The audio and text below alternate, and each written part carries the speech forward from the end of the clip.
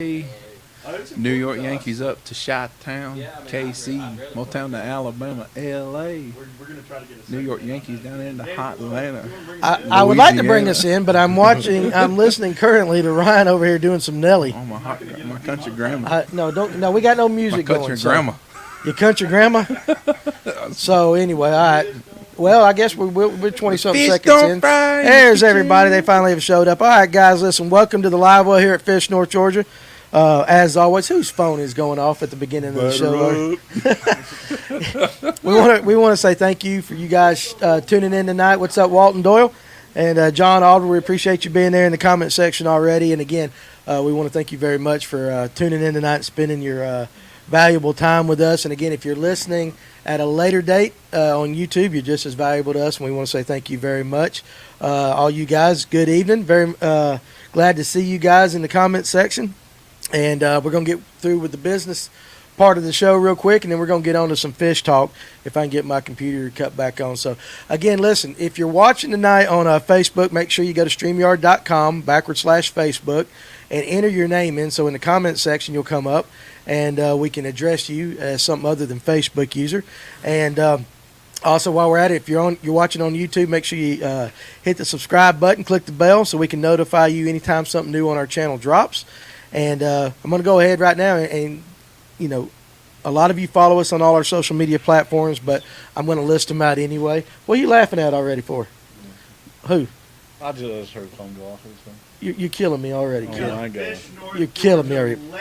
Yeah, we got to look at right there. Oh, yeah, there is a Blake Buchanan sighting in the house tonight. Blake Buchanan is here. Blake Buchanan is in the house. His goofy mullet and all is back. So he's over there. He's over there having him a nice adult beverage, and he looks good. It suits him.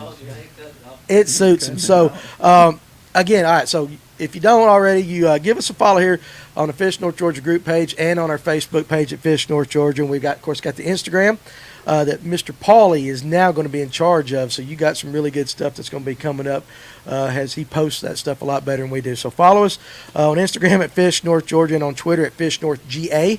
And we also have a True Grit Facebook page, True Grit on Instagram, Twitter, and a TikTok that we're going to be kind of really vamping up here shortly. So, again, we want to thank Nofo Brewery for their sponsorship of the show, just north of Cumming. If you're into craft beers and spirits, and Nofo has something for you, a great friendly atmosphere and top shelf products, go see them and tell them that the boys over at Fish North Georgia sent you. So, what? Got a hand up already, Blake?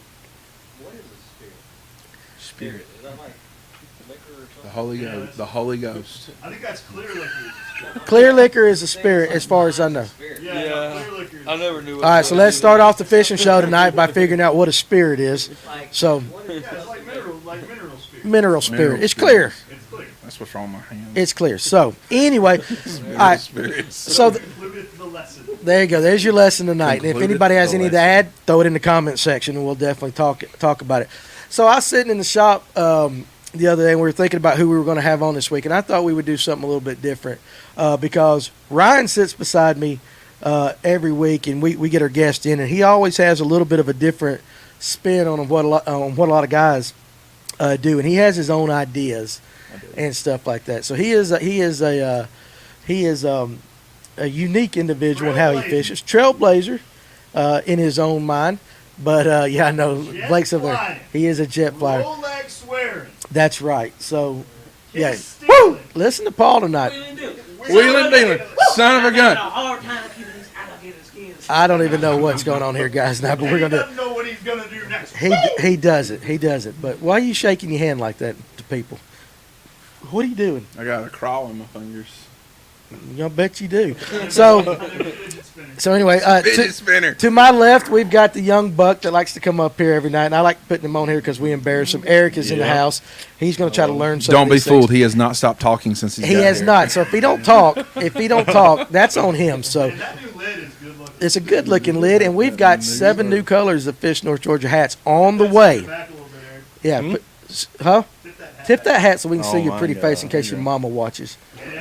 Your And mama again, now you did text your How's mama. and Yep. Yeah. So I'm gonna go ahead and say this: Eric got in trouble last week. He did. Eric got in trouble because Eric did not text his mama It's to a say that school he was night. staying. It was a school night. We're gonna embarrass you, buddy. So there you go. So you did text your mama. We good? Yep. We got permission. Yeah. We're going to have to start getting like signed permission slips from parents and stuff like that. Like, field trip like that. So, again, Lee Gibson, Joseph Cashberry, there was a couple others. Adam, all you guys, thank you. James, we appreciate you. Jeremiah, I know you're on there. We appreciate every single one of you. We're going to talk some good stuff tonight. Across diagonally from me is Justin Reynolds, and Electric Elite Angler, and a very successful swim jig master. He's a master. Oh, hold on a second. I've been hearing hats are on the way for 6 months.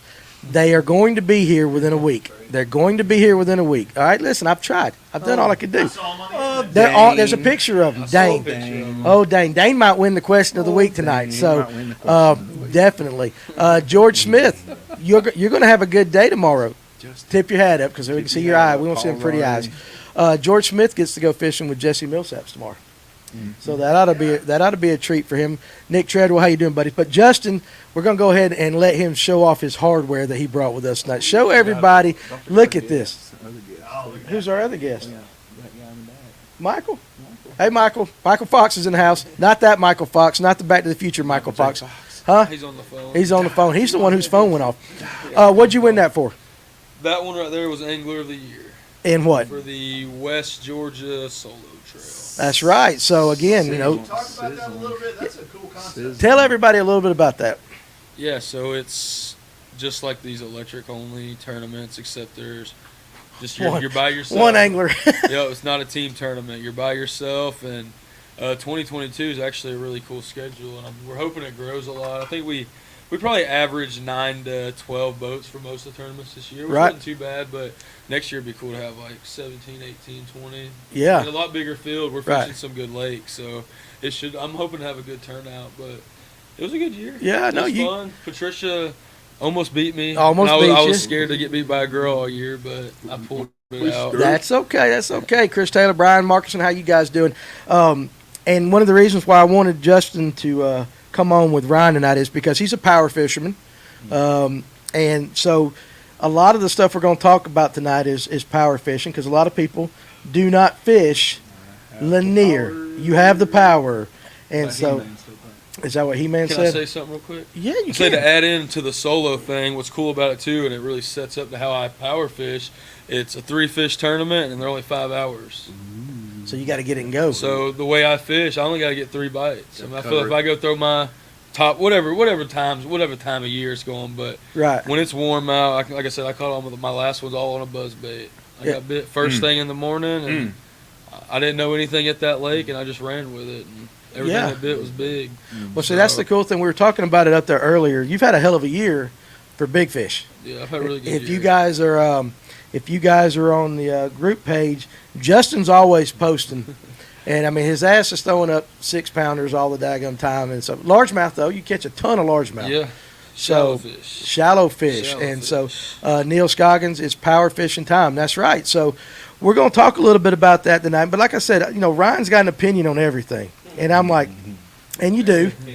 And you do. And I thought, it would be interesting to give a little spotlight to you tonight, because I get to listen to it every single day. Somebody will call up and they'll say, this is what they're catching on. Ryan's over there going, no. That's what he does. No. Go Braves. That's right. And we're actually going to do a little talking about the Braves towards the end of the show. Far exaggerated. It's not exaggerated at all. I think I nailed it pretty good. So let's start off the show by doing this. Now, I think these techniques can work. Electric-only lakes, big lakes. But, Lanier is the heartbeat of North Georgia. They work all over. It's not just this. It's not a lake-specific thing. Right. But when you get up to go fish Lake Lanier, say you get up and you're going to fish Lake Lanier tomorrow, you're not going to go drop shotting. No offense to Harmon. I know he might tune in later on. You're not going drop shotting. You're not going to throw a lot of the typical topwater baits that other people do. All right, you do things a little bit different. So let's start spilling the secrets. And you can't lie to me because you tell me them during the day. So I know what they are. So if you're being full of it, I'm going to call you out on it. All right, so you're going tomorrow morning. What are you going to do that's a little bit different than everybody else is doing right now, especially in a tournament setting? In a tournament setting or a practice setting? Well, regardless, either way. We'll start however you want. This is your show. Okay, so practice. If I'm practicing for a tournament, if I'm going tomorrow and I got a tournament on Saturday. Uh-huh. All right. The first thing that I'm going to do, regardless, I don't care if ands or buts about it, right now, this time of year, I'm going to have the trolling motor on like 80. Right. And I'm going to cover water with a buzzbait solid for 2 hours. No matter what. I'm not stopping to throw anything else. I'm throwing a buzzbait. Which is very similar to how you fish. But it's not how you fish. Yeah, somewhat. But yeah. I fish a lot of different stuff. I'll fish anything. I know, but tonight is a power night now. Okay, yeah. So, but I mean, how much time on a given day do you spend throwing a buzzbait? A buzzbait? On Lanier. You fish you fish Lanier a lot. Yeah. Okay, so that's what I'm saying. So it's people throw it, but not a lot of people will stick to it like you want to do. Absolutely not. Now, when That's the key. That's it, because you're hard-headed. I know you'll throw the thing all day long, regardless. I just think I can get that bite on it. Yep. But now, when we say buzzbait, Go ahead. oh, you got a comment? We can go. Jeez. Keep going. Okay, you I'll good? elaborate. You elaborate. Are we talking a typical skirted buzzbait? We talking double blades? Double we talk. blade. So you like a I double only throw blade? one buzzbait. I don't throw any other buzzbait. If I tell anybody, if you talk to me and I tell anybody that I'm throwing a buzzbait and I'm catching fish on a buzzbait, you don't have to worry about what it is. It's an accent B2 double bladed buzzbait, either quarter, 3/8, or half, and it's either one or two colors. It's either black or white. Is that the one with the floats on it? Mm-hmm. Okay. What about you? When you're throwing a I've been buzzbait, throwing the Georgia Blade buzzbait. So I feel like it's, if it's super windy, I'll go with a louder one or with a plopper. right? But just, if it's calm, I feel like it ain't got too much noise. Just I right put for a toad you. on the back of it. And if I'm fishing grass, I'll fish it without a trailer hook. If I'm in open water, I'll put a trailer hook on it. Never Okay. throw it without a trailer hook. Huh? You what now? Never throw it without. Never throw it without a If trailer. I'm hook. fishing never grass, throw it. thick grass, I will. I don't. But Well, I would think with grass, because just depending. I mean, if you can get it, if I usually start with one. right. Like that last tournament, I threw one. I didn't need it though. They were all choking it, but I still had it on because it's open water. Why not? You throw a free swinging one. Yeah. Okay, so that's Well, what- that's why you don't have if you throw a free swinging one around grass, it's gonna get up on grass. But you need to throw those ones that have the little keeper, and you put a keeper already to the eye, and you bend it through, and it stays there. But I feel like if those turn sideways, they stay sideways. They don't stay sideways. But it works for you. Let me read this comment right there from Jordan Grizzle. I was hard-headed. Let's see, kick that. With a bladed jig at the chick, didn't catch a dang thing. My bro was throwing a white one, and it was hotter than a firecracker. I'm going to assume that he's talking about that. And here comes Bardet with his Picasso commercial. The Bardet Picasso. Rusty Squeaker buzzbait is the bomb. Blade buzzbait? I think it is. I know, but I think it is. And it does have that squeak to it. I don't throw single blades. You don't throw a single blade? Okay, well, what is it about a double blade to you? I get a better quality bite. So, again, you're searching for the bigger fish. Mhm. Okay, now. This time of year, Mm-hmm. so everyone's been out there on the main lake doing all their things that they like to do on the main lake, and I get involved in it as well as anybody else on the main lake stuff. But around October into September, all the way now through about the 1st of December, there will be a constant going on across the entire lake, and it doesn't matter if it's Lanier, Burton, Hartwell, Electric Lake. It's not going to really matter. It is given science and it's given proof. The bass will wolf pack, and they will cruise the banks, and they will hunt, and they will chase bait. Now, here's the kicker with those things. You don't get many bites on those, but here's the thing.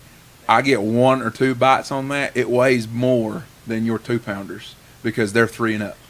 Gotcha. They're 3, 4 up. They always are. And these are your super hyper aggressive largemouth spotted bass, and they're cruising 3 and 4 packs. They just cruise up and down the bank, and they look for the first couple hours, and they're looking to feed. And Blake said you can go up to Blue Ridge and watch them. You can watch them on Blue Ridge. Chattoog's a real good one to go watch them on. Island Reservoir Lake, the water starts dropping in the wintertime. It concentrates some fish on the bank. That's right. Well, let me repeat what Blake said just real quick for what he said. As these clear highland reservoirs start dropping the water, the bass congregate up on the bank. Throw a buzz bait. Okay, so and see, a lot of people get scared away from it, and they like, oh, they ain't gonna be about nothing back here. Listen, when they're doing like this, it don't matter if there ain't nothing but dang red clay or something or sand going down this bank. They do not care. If there's bait back there going back there, they're gonna be back there. But one of the key things about throwing a buzz bait for the first couple hours on that thing, a lot of people stumble over, and not everybody always. A lot of people just think you go out there just throwing a buzz bait. Right. No, if you're not hitting the bank with your buzz bait, you are not going to get bit, because 9 out of 10 of your strikes on a buzz bait this time of year, that thing hits the bank, and you get about 3 cranks, and one gets it, because they are cruising that shallow. They're cruising that shallow down the bank. Gotcha. And it gets right in their face, and it's something they react to it. And you just cover water wide open. And if I get 5 bites first thing in the morning this time of year, if I cull them, I've had one hell of a day. Yeah, I can promise you that, because those fish are just you're going to catch more 3 to 5 pounders doing that. You just are. I mean, it's just like I said earlier, it's just scientific, the science of it. They just do, and you know, and you will occasionally catch some smaller fish on it, but those are rare.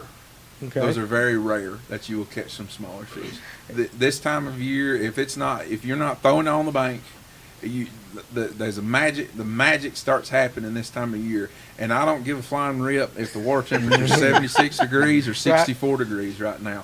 It does not matter. The bass are programmed. The bait has already got back there. The bait goes back there. A lot of people, they all wonder where the bait goes sometimes in September. Dude, there's been baiting back in 2 foot of water since August. Right. At 80-something degrees in the surface temperature. There are balls of bait that are as big as this table. Right. That are back there. And at that time in August, there's not very many fish on them. But those bass know that they are back there, and they go find them. I got you. And when they find them, they eat them until there's no more of them left. That makes sense. Now, the whole time he's been talking, Justin, you've been over there shaking your head. Shaking your head. So, for the guys that are watching that fish the smaller reservoirs and all that, can you echo that sentiment or Yeah, I mean, that's literally exactly how I caught him the other day, or a couple weeks ago at a tournament. I mean, this lake didn't have a whole lot of structure on it, definitely on the banks. Right. Had some offshore stuff, but, you know, I'm a bank beater most of the part. Right. So, I mean, I went into the tournament. The only bites I had pre-fishing 3 different trips were on the only little laydowns that I could find, and I planned to go throw a frog, and it was too foggy first thing to even find my tree, so I picked up a buzzbait, and like he's saying, just going down the bank. I mean, I got one bite on it, and I had it in my head, and then about 11 o'clock I caught a 4-pounder, and I never put it down. And it's like he's saying, I mean, I was catching them out of people's grass backyards. I mean, there's no rhyme or reason why they're there, except like you said, they're just shallow cruising, eating bait. Because everything I caught was, you throw it up there, boom, right away.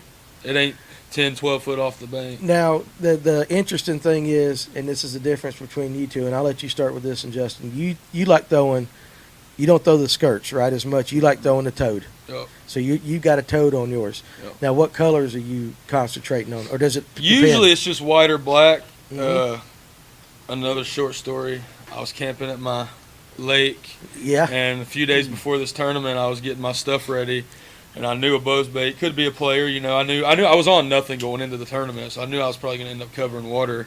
And so I rigged this buzzbait up, and I'd picked up some. I think they were like watermelon pearl toads, just something different. Because the lake had some good, decent visibility. It wasn't super dirty, wasn't super clear, but I just figured something different. And I walked down just to test the buzzbait out, make sure it was running true and stuff. And I caught a 4 and 2 like 3 3/4, just testing it out. So I was like, all right. Okay, So I put a new toad on, and that's all I threw, and that's what I caught every one of them on. Gotcha. Now you said white and black. And that's my main. Yeah, that's my main. So now, again for everybody, you like to throw a toad as well, or do you throw skirt? I don't throw toad on the back of my buzzbait. It's just a personal thing. What do you throw on yours? I just throw skirt. So you're skirt only in the but I don't not throw it without a trailer on the back. Okay. And I only throw 2 color trailer. Bass Pro Shops Cajun trailer, on your blue glimmer and white.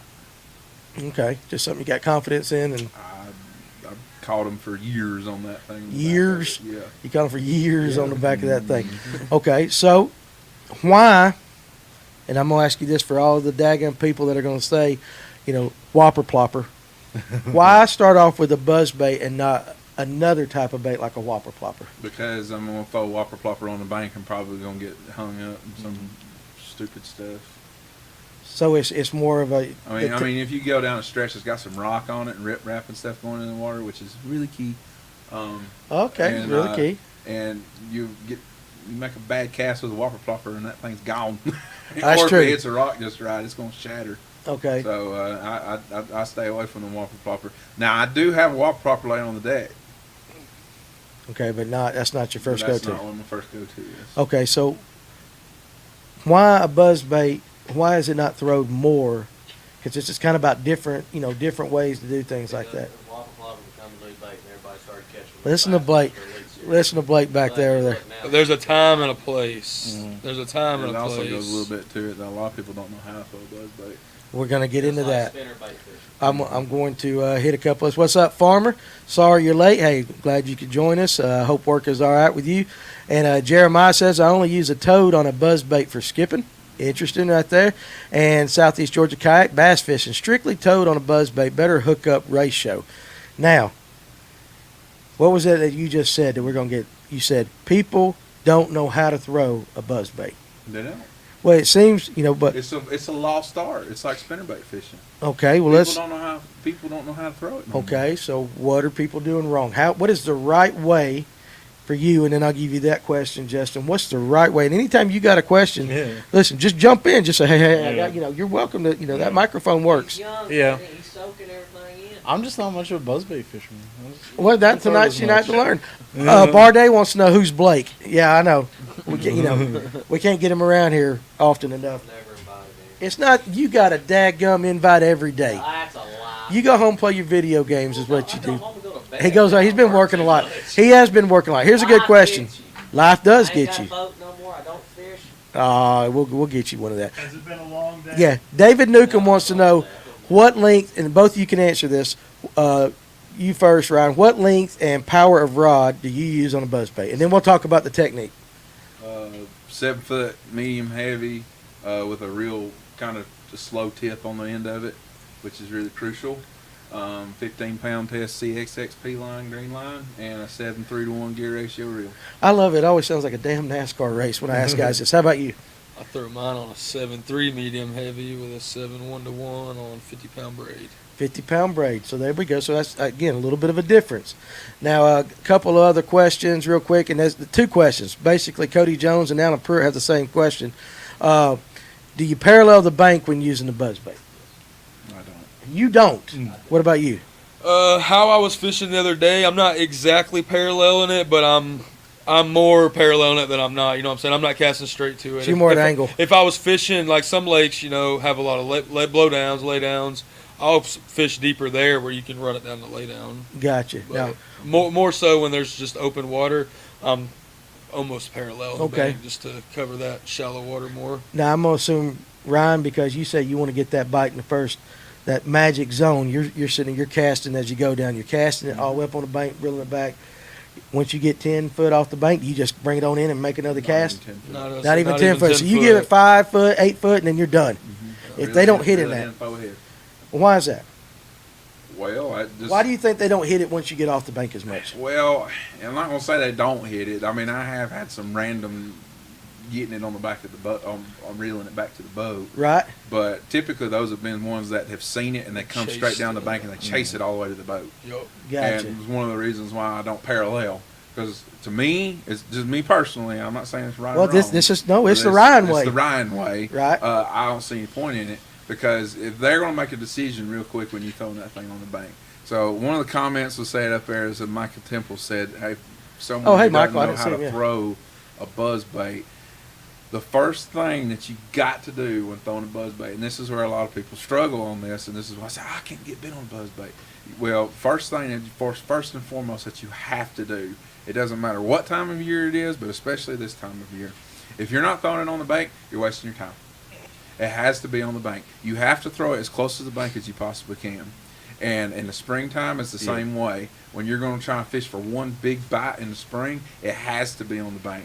It has to. You can't throw it out there in the middle of nowhere. It just doesn't. It's just I'm not saying you won't catch a fish throwing it out there in the middle of nowhere, but if you're actually going and you're actually trying to find those wolfpack fish, you got to throw it on the bank. It has to be on the bank. I have seen it and been in people in my boat, and I'm hitting the bank and I'm getting bit, and I'll give them a 50-yard stretch where I won't even cast, and they're not hitting the bank, and I'll throw right up there after they done it, and I'll get bit, and they're not hitting the bank. Okay. If you're landing this far off the bank, see this far off the bank, and you're looking about 5 foot, 4 or 5 foot. I'm already almost done with my cast. So that's interesting. So you don't even waste the time. You the same way? I mean, it's done. Okay. The springtime, you can see them. I mean, they'll get like nose to the bank. Yeah. You'll see that everywhere, especially if you walk around the bank. Right. Like when I used to fish ponds, you see that. Yeah. You see it everywhere. I mean, they're right there, and if it's not between them and the bank, I'll tell it to you like this. Sometimes if you think you're trying to worry about throwing it on the bank, there's absolutely nothing wrong with hitting the bank and pulling drag it off. off. Yeah. Okay. Scroll up just real quick because there was a question right above Michael Temple's right there. I want to make sure I get it going up if you don't mind. Right there, Kevin Bolton. What bait? Let's see. Okay, what bait do you follow up with when you have a miss on a buzzbait, or do you? Buzzbait again? I mean, you go right back at it? I mean, seriously. No, actually. If you have a partner fishing with you and you're throwing a buzzbait, is there something that he can follow up with?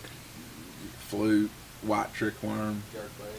Just something a little more subtle. And all you do is just basically throw it right back where that blast, blow up. You know, fishing solo, you don't have that opportunity. Yeah, I mean, most of the time since I fish a lot of topwater, I try to keep the Senko tied on, just to go right back after. No matter if it's a frog or whatever. Yeah. All right. Temples wants to know: are you burning it across the top? So when you hit it, you cooking that thing? Nope. That's not because that's why you use a slower. Because that's the key with the one that I throw. Because it's got the tube. I can sit there and I can crank that thing this slow because it's got floats on it. You gotta let the fish tell you that particular day, what they want. Some days it hits the bank and it's already you're already getting it. Some days you just. You're the man of many voices and sounds. I love it. You ought to hear some of the daggum conversations we have up there at the shop. I had a daggum question. Let's go down there. There was another question. And it's already up there. So if I missed it, hit it again. If I didn't get your question, hit it again. I thought I saw one more up there. Oh, yeah, Alan Pruitt had one. Does braid help keep it on top better than mono? I just feel like you have a better connection. When that fish hits it, you don't even have to really set the hook. You just lay into them. And do what, Blake? To you, braid no matter what on a buzzbait. Well, it ain't for Ryan. It ain't for Ryan. Everybody's right. Listen, I get a lot of bites on a long cast. Hey, what do you mean? Let's hold on a second. Hold on a second. Barday's done made a comment. He must be into the Dickel already tonight. Which hey, I'm out of it. If you want to bring me up another bottle, I sure would appreciate it. I took something with me to Hilton Head. But he says don't confuse us with the angles. We can do some math. We can do that. Southeast Georgia kayak bass fishing. That's a lot to throw out there real quick. He follows up with a weightless trickworm, which is kind of what one of y'all said, like a white trickworm like that. And that's pretty interesting. So what is it when you first start? Now you're talking about you got to let the bass tell you what to do, tell you what they want. So do you start off with a faster retrieve and then slow it down? Or you start off with a slow and then speed it up? Is there a method to your madness? Typically, I just kind of keep it in between. What dictates for you to slow down or speed up? Well, it sounds funny, but this time of year, I don't want to flush the toilet. What the hell's that mean? I don't want. You real and slow and then it's I want to be throwing that buzzbait, and then all of a sudden it goes. Damn, it's heavy. Yeah. And then they just come up behind and they suck it under. That's how all mine. When they bite it, and you listening, when they bite a buzzbait and all they don't like that, when they just come up behind they got it. What's up, Thomas Epps? When it's like that, they are eating that thing to eat it. Didn't Thomas win the Electric Bass Opens Classic, or what was that? I don't or he won think that was the Classic, but I think they just won down at Brushy Branch. Okay, yeah, congratulations, Thomas. He won up on Brushy Branch. I think they might have been the only ones that had a limit. I heard it was tough. Hey, now listen, I know we talked about it before you went. Oh, you got second. Michael and them got second. So Michael Fox he's over there listening to us. Just say SEGKBFL. Now, man, listen. That's a lot for me right there, boys. But congratulations on your win. And when you come back in, let me know if any of the stuff we talked about worked or exactly where you got it. So, see, keep seeing comments about braid. Yeah. And stuff. See, I'm different. Tyler Burt. That's Tyler. Hey, he put his name in See, there. I'm different because if I get to the trash and stuff, I'm not throwing the buzzbait in the middle of the trash. Okay, define trash. Well, just nasty stuff, big trees. Bad Saturday blowdowns, night. Stuff like that. Huh? Grass. And Big blowdowns. Stuff on top of the water. Because I'll put the buzzbait down, pick up the horny toad. okay, we're going to get into that. So, Farmer says, I fish a buzzbait on fluoro. It's the only top water I will throw on fluoro. You still have a good connection with the bait. So, again, it's in the details, though. It's these little minute details and how you fish and how, the difference is you're more Number comfortable. one, it's all confidence. That's it. So That's confidence. what it boils down to. And as long as I've known you, you've been able to bust them on top water. You're a top water guy, and you're the power guy. But it's interesting. Your braid, your fluoro, If I can get away with throwing braid, I don't care if I got to tie a spinnerbait on and it's muddy water, I'll tie it on braid rather than fluorocarbon.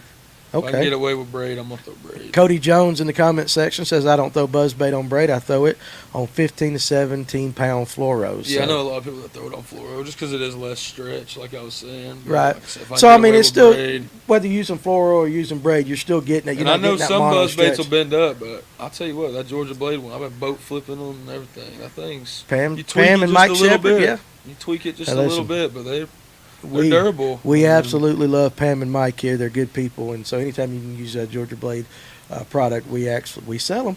We recommend them. They're good stuff. I So need some actually. I threw mine in a tree. yeah, well, I got some upstairs, so you can get all the Georgia Blade stuff at fishnorthgeorgia.com. Shameless plug. You got any questions right here, or You you ever do braid to mono?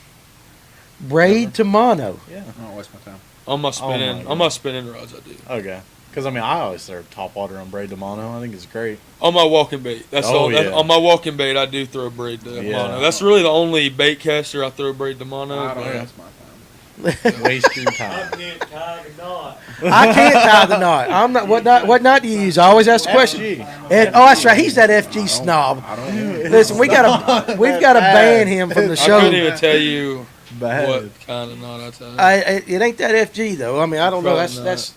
Oh man. All right. Anyway, you're the.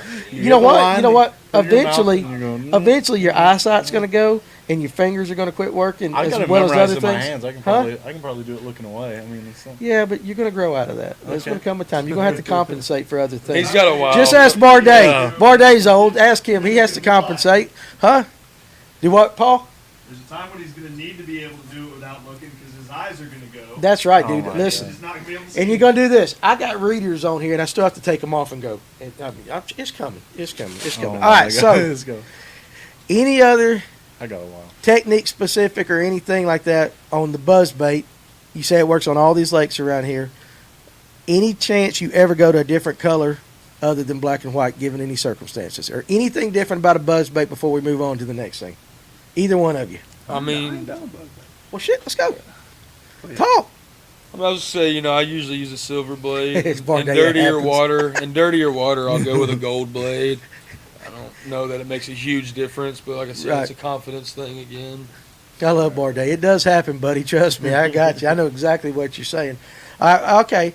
You got more you want to talk about on the buzzbait, so let's go. Other thing this time of year too is that you got a lot of people seem to shy away from and stuff is taking your buzzbait. You hear you're going down a bank and all of a sudden you come to a stretch of docks. You are essentially wasting your time this time of year if you're throwing in between the docks. Every single cast you need to throw on both sides of the dock, and you can't just throw it and bring it down beside the dock. You need to make sure that buzzbait, one of them blades, is beating that dock, floats all the way down. Yeah. Okay, that's interesting. So Wolfpack's underdogs. Yeah. Wolfpack's in that. So what you're saying though is if you get a little far away, you're basically wasting your time. But now with the dock, I'm not trying to. You know how I am with devil's advocate, but I want to make sure we talk about this. You've been talking about throwing that buzzbait in the first 3 or 4 foot of water, and if you don't get it, I'll run it all the way down to the corner of the dock. but on a dock it's different. On a dock, because they stage under it, and you're gonna pull. Yeah, those Wolfpacks are sitting. They're talking about the morning. Every time I'm going up, it's shallow for those Wolfpacks. I'm fishing docks, so I'll do it in the middle of the day, and I get it all the way right in the middle of that dock and burn it out of there, and that wolf pack will come out with it. David, I can see his comment is about Brett Matthews trying to tie a FG knot one day in the parking lot at some other store that we're not going to discuss. I'm just kidding. It was super windy. Not saying he cussed out 25 dogs, but he lost his yes. I can imagine Brett doing that. I don't know how wind affects it. I mean, once you learn how to tie it, it's dumb easy. I mean, it's easy. Well, the young buck coming out is dumb easy. It is dumb easy, but I'm telling you. You just got to put in an hour or two, learn how to tie it, and then you got it. Well, here's what I'm telling you. Listen, and when you're 40, you're going to remember this. Oh, my God. I've told you this.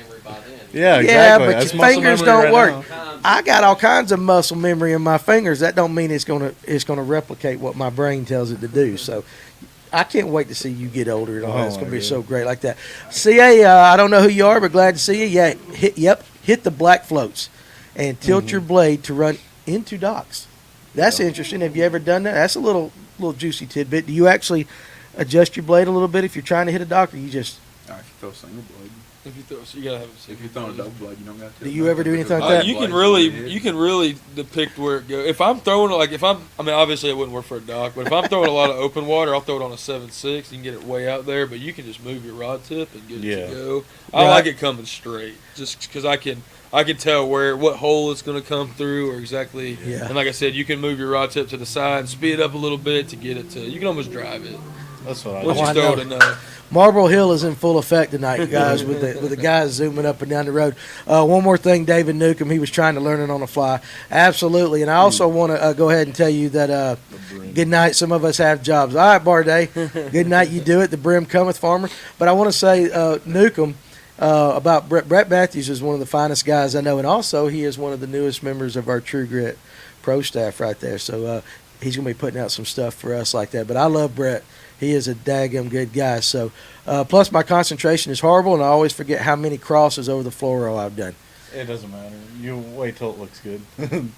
I don't count how many crosses I do. You just if it's big line, it'll be a big knot. If it's small line, it'll be a small knot, and you do it until it feels right. I mean, I haven't had one come loose yet. Actually, I had one come loose. That was with Kevin Underwood. Boy, I'm glad you're underage. I could go a long way with that comment right there, and I'm not going to because your dad will go, Daddy. All right, so anyway, now back to being serious. Permission form, We got to get that permission form signed that I am not responsible for anything that is said or learned here while you're at Fish North Georgia. But just think, there's not another bait shop around that you can come up and learn the stuff you learn now. Is that not correct? Come on, now be honest. I'm trying to get your son to flip a bird. Every time Blake comes up here, I try to get his kid to shoot a bird, and he's like, "Daddy, stop! You're gonna get me in trouble." You are. He'll grow out of it. Huh? Yeah, that's all right. We love you. We love you, kid. All right, Buzzbait. Anything else? That was a good little tip, beating the docks and stuff. How about anything else on the Buzzbait there, Ryan? And if not, Justin, anything y'all want to add to that? It's not your typical bait that a lot of people throw on Lanier, though. Big baits like that. Bad thing about it is Lanier's Buzzbait lake.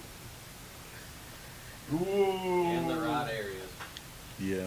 I like it. Come on, let's add a little more to that. Yeah, Give secrets you like to throw.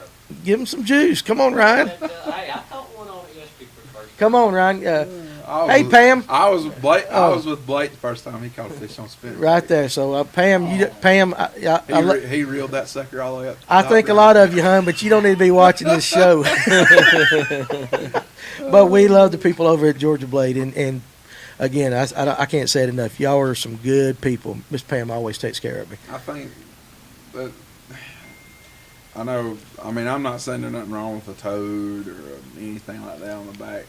I think a lot of people put way too much thought into Buzzbait. Yeah. It's just they're take the skirt off, put a Kitech on, put a fluke on, put a Z-Hog on it, whatever, blah blah blah blah blah blah blah blah. I mean, if I hurt your feelings, I'm sorry, but they're not staring at that thing. Yeah, I don't think I want to eat that thing because it ain't got. And then they see that little thing below. A Buzzbait is a reaction to a feed.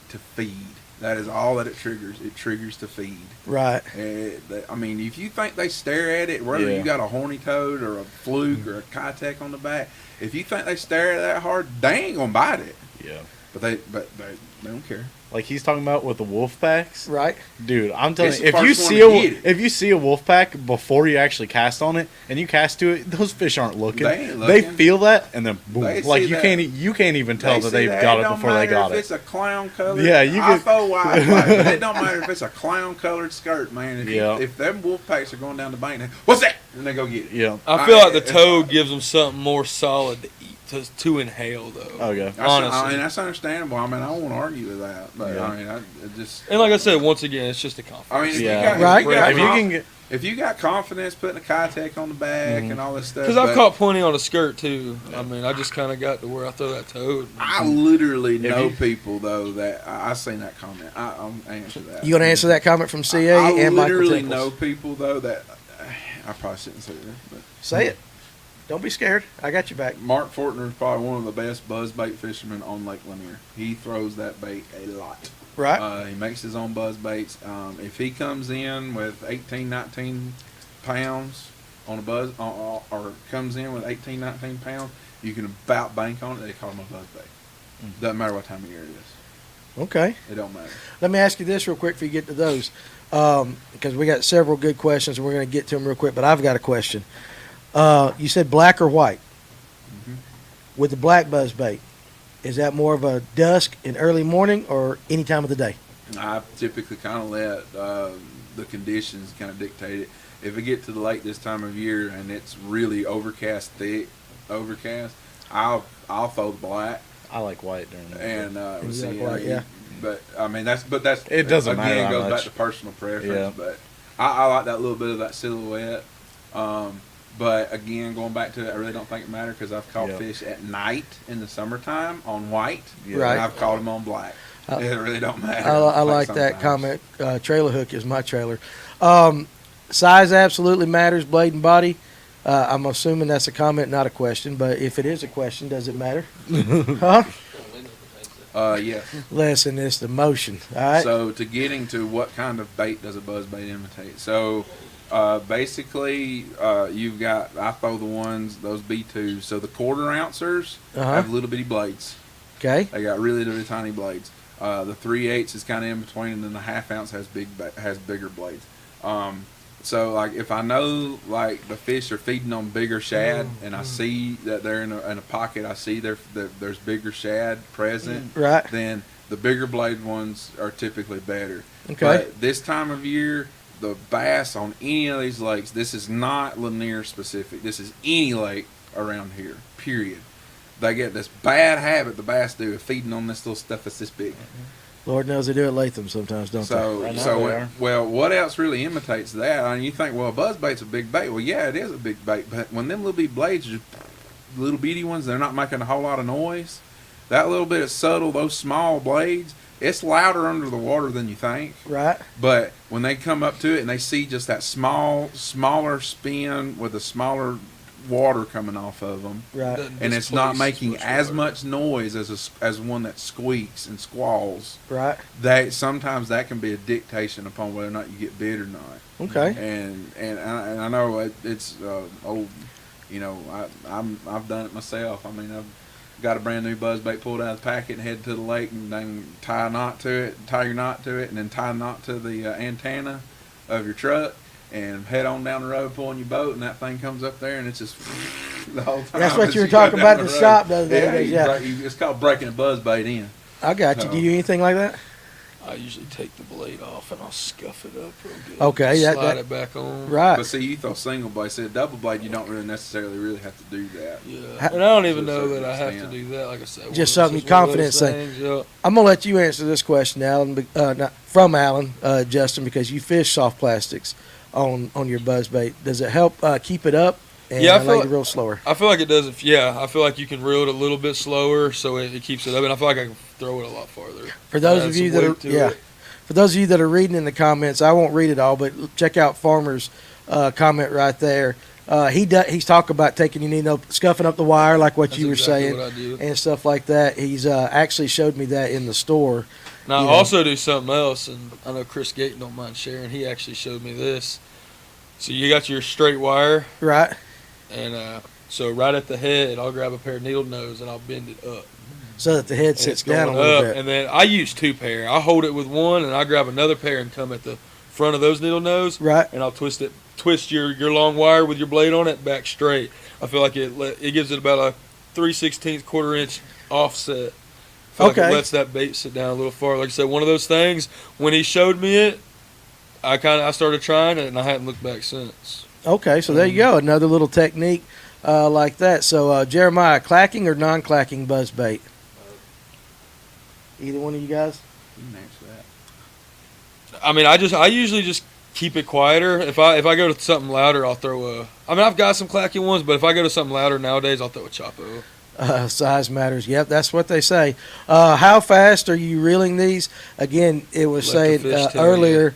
Yeah, the fish are dictating that. You'll start off. Ryan says he likes to start off kind of in a medium retrieve and then let Yeah, the fish dictate same whether way. to speed it up and stuff like that. Kurt Wehunt, the Dodger fan. I know I'm going to lose you about 9 o'clock tonight because I know you'll be watching that game, and we've had that conversation. We actually, I hate to say it, buddy, we're pulling for the Giants. I don't want to face the Dodgers. Just I don't like our matchups with that right there. So I prefer the simplest basic blade versus 2-blade I can't say that right. Tri-wing blades, clackers and all. A good old blade that's broke in is what's up.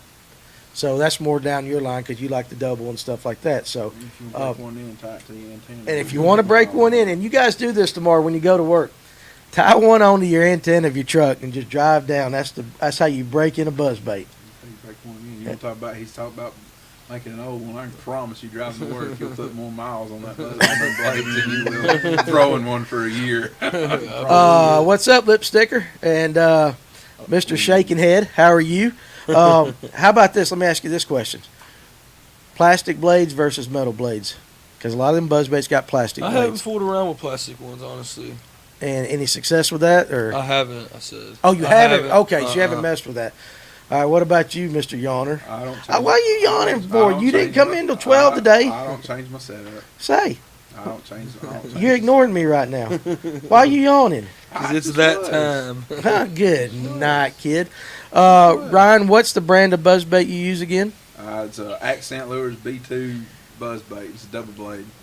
Listen, Nathan, I'm I sorry. can send you a picture of it, and I can send you a picture of the trailer. I don't deviate. Yeah. I throw one. I have to make this Braves comment. I don't want to face Scherzer and Bueller in I don't care how he's throwing. Like I don't want to face them in whatever the hell the name of the field is out there because we suck. The Braves suck when they play in L.A. I'll take my chances with the Dodgers. So we're going to beat anyone anyway. That's right. Okay, so we've talked a boatload about buzzbaits. Now, you said you fished the first 2 mornings with a buzzbait. Buzzbait bite is slowed down or it's off. What are you doing that's a little bit different than everybody else to try to put fish in a boat at that point? Ryan? Skip that. Skipping docks. Yeah, that's money right now, well, especially when the sun gets up. Okay, well, what makes how you skip a dock different than how somebody else skips a dock? Or is there a difference? Not really that Skip it different. further. I mean, I can skip like a fool. So I know you can skip. Tire areas and other people can skip. Okay, well, how about the okay? let Beasley in there. Eddie Williams skirt or no skirt. I usually take mine off, and then Tracy Coker. I've tried the plastic blades, but they don't seem to have the weight and don't buzz anything like the metal blades. And I imagine you probably can't get the noise out of it. That, I wouldn't think so that, that either. tweet, whatever. I can't do like he can. So the squeaking noise like that. So do that again. Man, you scare me sometimes. All right, how about this? So, what are some of the mistakes that people make when skipping docks? They don't get their stuff Yeah. skipping up into the dock. Go that dead middle. That's it. that- That's the I best did y'all that got. with a That's the Whopper best you Flopper. got. Okay. TikTok. Caught What- a You're what- not that guy, buddy. Okay, what trailer do you use when skipping? Now, you're not skipping a buzzbait, are you? If I'm gonna skip anything like that, I'll skip an horny toad. A horny toad. So let's talk about the horny toad because I know you knew we were going there. You knew that at some point today we were going to talk about the horny toad. Do you want to, or is that your... We can if we want to get that deep into it, but it don't matter. Well, let's go. Let's get deep into the horny toad. It's not hard. Huh? So Blake over there throws it with a 40-pound braid. What do you throw your horny toad on? I got 55. 55-pound braid. Yeah. What's your setup? What's your total It's a setup? 7.3 medium heavy Dobbins rod with a 9:1 gear ratio Revo rocket. So you get into the speed now with that. Yeah, but the speed isn't for the retrieve. What's the speed for? The speeds catch up with their ass when Yep. they get it. Is to catch up with the fish. Sometimes they'll come straight at you as fast. They'll come straight at. They come so fast at you sometimes in shallow water that they don't make a reel fast enough. Mm-hmm. Same technique with a buzzbait though. You hit in the bank and you expect to bite within the first. Typically, when they get a buzzbait, they typically go sideways. But I'm talking about Like if they're coming this way and they get it, then they go that way too. right. But Just but do you It's do like the your same thing? presentation. The presentation of it. I mean, you're still treating it like a buzzbait. no. Okay. No, Now let's explain. I'm skipping docks. I'm throwing in the very, very backs of the pockets. I'm throwing in trees. So you're not chasing banks with the horny toad. It's very structure specific. Okay. So So you're not gonna bring it out unless you're on If structure. you ever see me running the bank with a toad, I'm doing one or two things with it. I'm either skipping it to the bank, even in open water, Yep. or I'm throwing it at sideways, and I'm not casting as much as you think I am, because I'm actually letting no eagle eyes look. Right. I'm looking to throw in front of one, and I see cruising down the bank. Yeah. Because you throw it in front of one, I scarf it. Scarf it. Those bluegill eaters, they'll get on that stuff. Oh man. Them brim eaters. Brim means the brim cometh. Those as bluegill, we say. especially Brim cometh. right now, they'll just be kind of just cruising. They'll just kind of be sitting in the back of pockets, and those bass will just be sitting off there. You just run something by them. Just waiting out. Whack it. I mean, you can see them from. What about you with the horny toad? You throw it? Yeah. I know you. Okay. What do you do with it? I mean, mine's kind of a different presentation. I'll throw it in thicker cover and stuff too, but I'll use it, if it's slick, calm and stuff, super tough, super shallow. So you where use it you're- as a search bait and stuff like that. Well, too, yeah, Kevin? I'll use it pretty much like a super subtle buzz bait. Okay. For Because me, it's just very, very subtle. If it's super, super shallow water, like early spring, I think it was May, I caught them real good, but I got into this pocket and it was like 10 inches of water, but they were tucked up, and I was just throwing that thing as far as I could. I mean, it doesn't make much of a splash, Right. and then just reeling that like a buzz bait. Yeah. What's your setup? I throw that on a 7.3 medium heavy. 7.3 medium with heavy. a 7.1. So you still got a little bit of a faster. You don't go slow at all on that like that. All right. Colors. And I know what you're gonna say. White. White. They don't care. Huh? They don't You say they don't care. He They says They white. really don't. Those fish under that dock, I'm telling you, because I never throw a horny You could throw toad. paint. I never throw a horny toad. You get that thing under a dock, and it just doesn't start sinking. Because I'll throw a jig under there. I don't throw topwater under a dock. Right. I'll just throw a dang jig under there, and if it doesn't sink, it's a big largemouth. I mean, Okay, I got and then that. if it does sink and you reel it up fast in one bites, it's usually a decent spot. Okay, back to the buzzbait real quick. This is a good Largemouth late just Lanier. suck it in. Oh, That's that right. largemouth, because you land it like in his face, and it just, I guess it just takes it, and then it'll start moving something. Huh? I've never thought about doing that. What's that? What Jeremiah said. I was getting ready to ask that question. I wonder if those offshore herring eaters will come up for a buzzbait like they do a spook in 20 foot of water over those humps. That'd be a plopper fish. Yeah, I'd throw a plopper. especially That's right what now- I was saying earlier I said I had Yeah. a whopper plopper laying on the deck. Those Yeah. treble hooks will save your life right now on top Yeah. water. Definitely how those spots hit it. Yeah, they're they're do just not hitting it want to it kill right it. now. Yeah, they so badly will not eat it. And then a striper will come up and take it. Yeah, He'll knock it off. You're just hitting it. Yeah. Yeah. Okay, now listen. I understand, but it is a good question. If Why anybody more wants to people go don't. on Lanier and take out all the striper, I've really Oh, never, I'm kidding, I've really I'm never kidding. even thought about that. But Do you think it would work? it's just kind of a whopper. You don't know? Sounds I mean, you just different. can't really get that long of a cast with buzzbait. Yeah. I mean, I feel like I could cast the shit out of it. But I just feel like your hookup ratio is just a lot better when you got 3 treble hooks on it than you do a buzzbait in open water. Because, I mean, I'll throw my buzzbait, like he's saying, just to the bank so you don't get snagged. You know what I'm saying? Right. Like that's in open water. Open Lanier ain't never slick, calm when that top water bite's going. It's not usually when it's slick, calm. I mean, I'm not saying you can't. I'm not saying it's not. I don't fish Lanier, but I'm just saying same thing. No Yeah. different than Latham.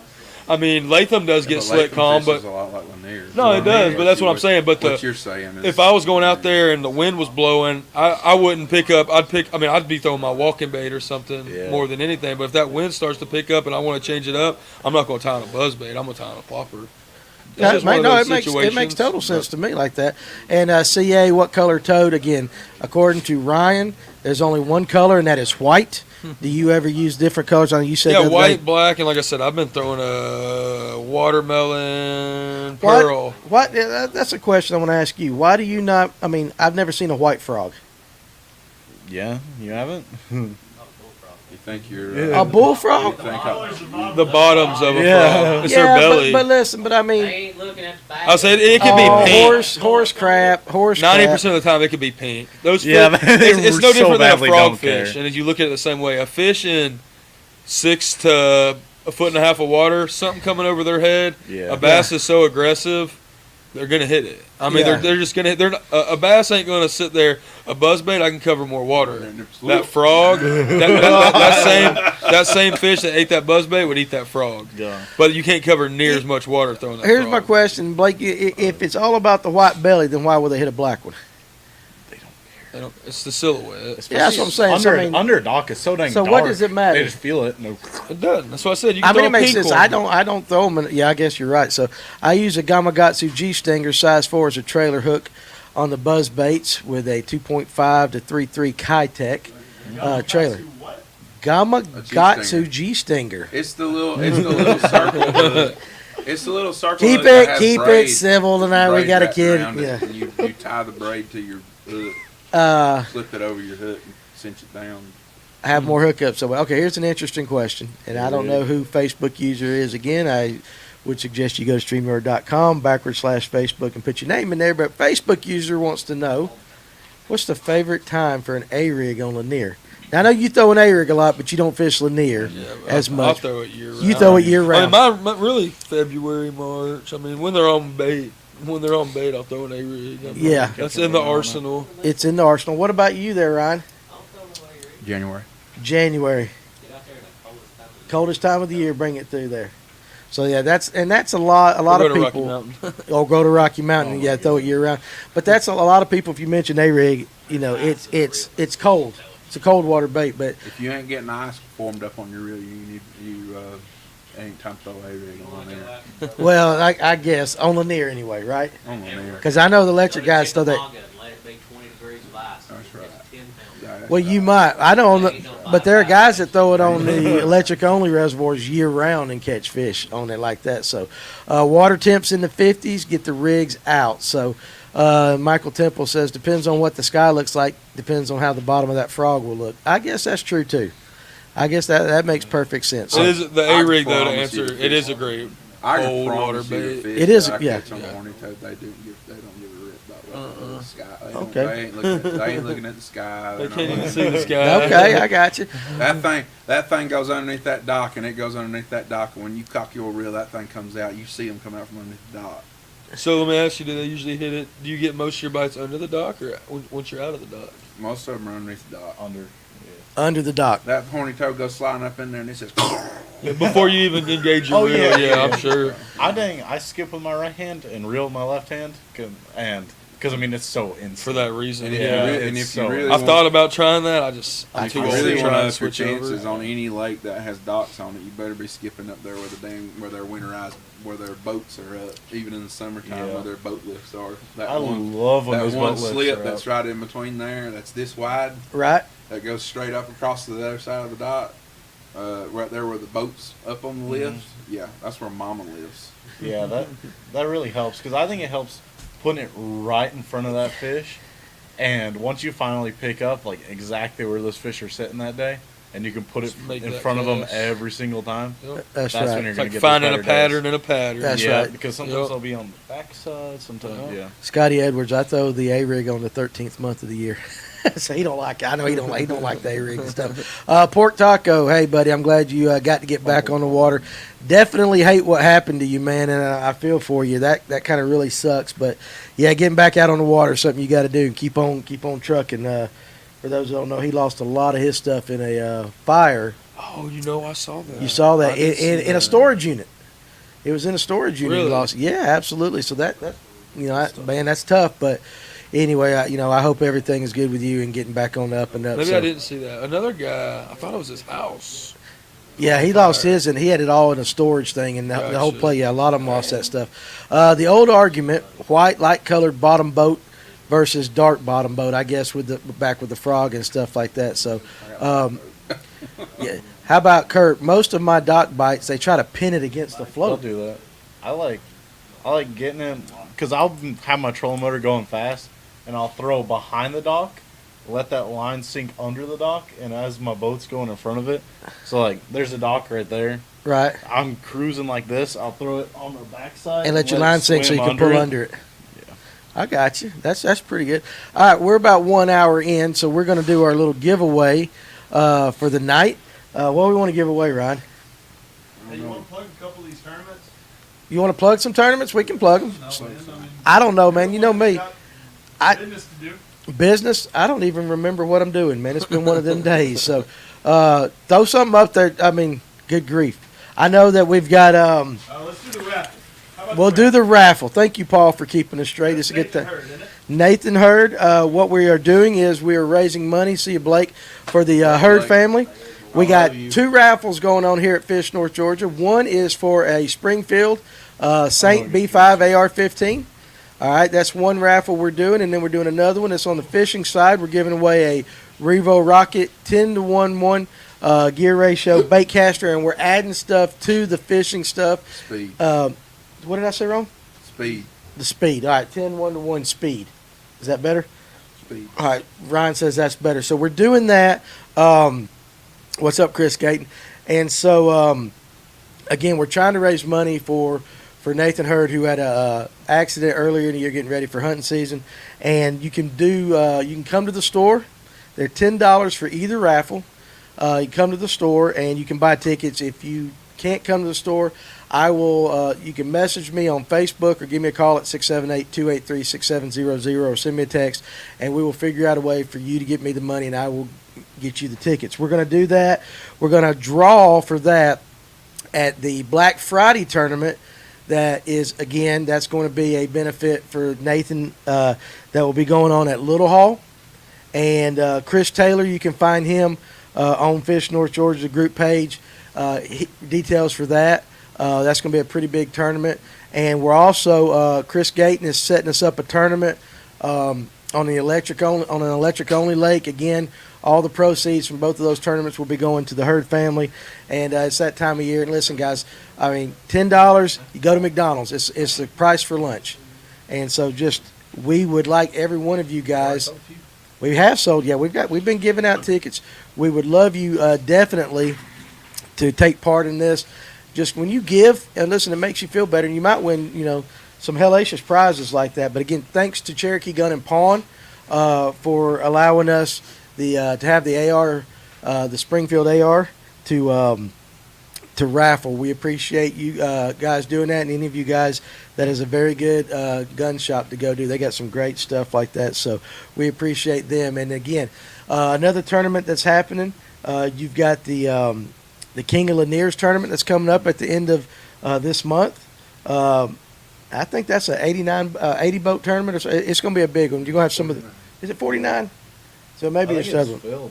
Is it already full? I think so. Okay, so that's going to be, and we're going to do the drawing again for the raffle at the weigh-in for the Black Friday tournament. So we'll be live, more likely on Facebook, however we set it up. So we're going to be covering the weigh-in of that tournament and getting to interview some of the anglers, and we'll be drawing for that live there.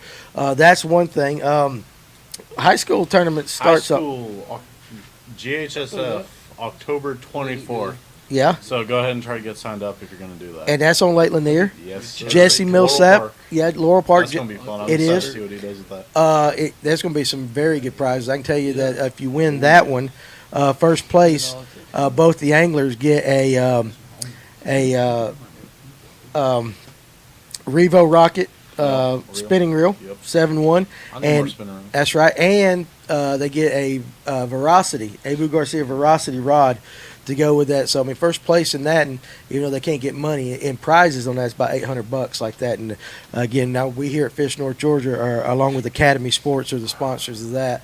But there's a lot of other great companies that are involved with that. So we're totally looking forward to that. But Jesse Millsap is going to raise the bar on the high school fishing. So if you got a kid, if you got a kid that does that, It's fun stuff. It is fun stuff. And one of the things we talked about here at the store, we're going to try to concentrate a little more on is teaching the high schoolers not only how to fish, but etiquette. Yes, please. Etiquette. We're definitely going to work on the etiquette. But Paul, was that okay, buddy?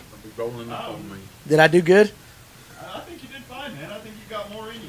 What else you got for us? Listen, right now we're going to do our giveaway. All right, so Let's go. here's the giveaway. Now, we're going to do this in a little bit different.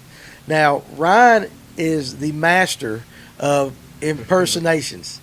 You ought to hear him up. So do your deep, deep voice. No, come on, you got to do it right now. Sing like that Oak Ridge Boy bass guy.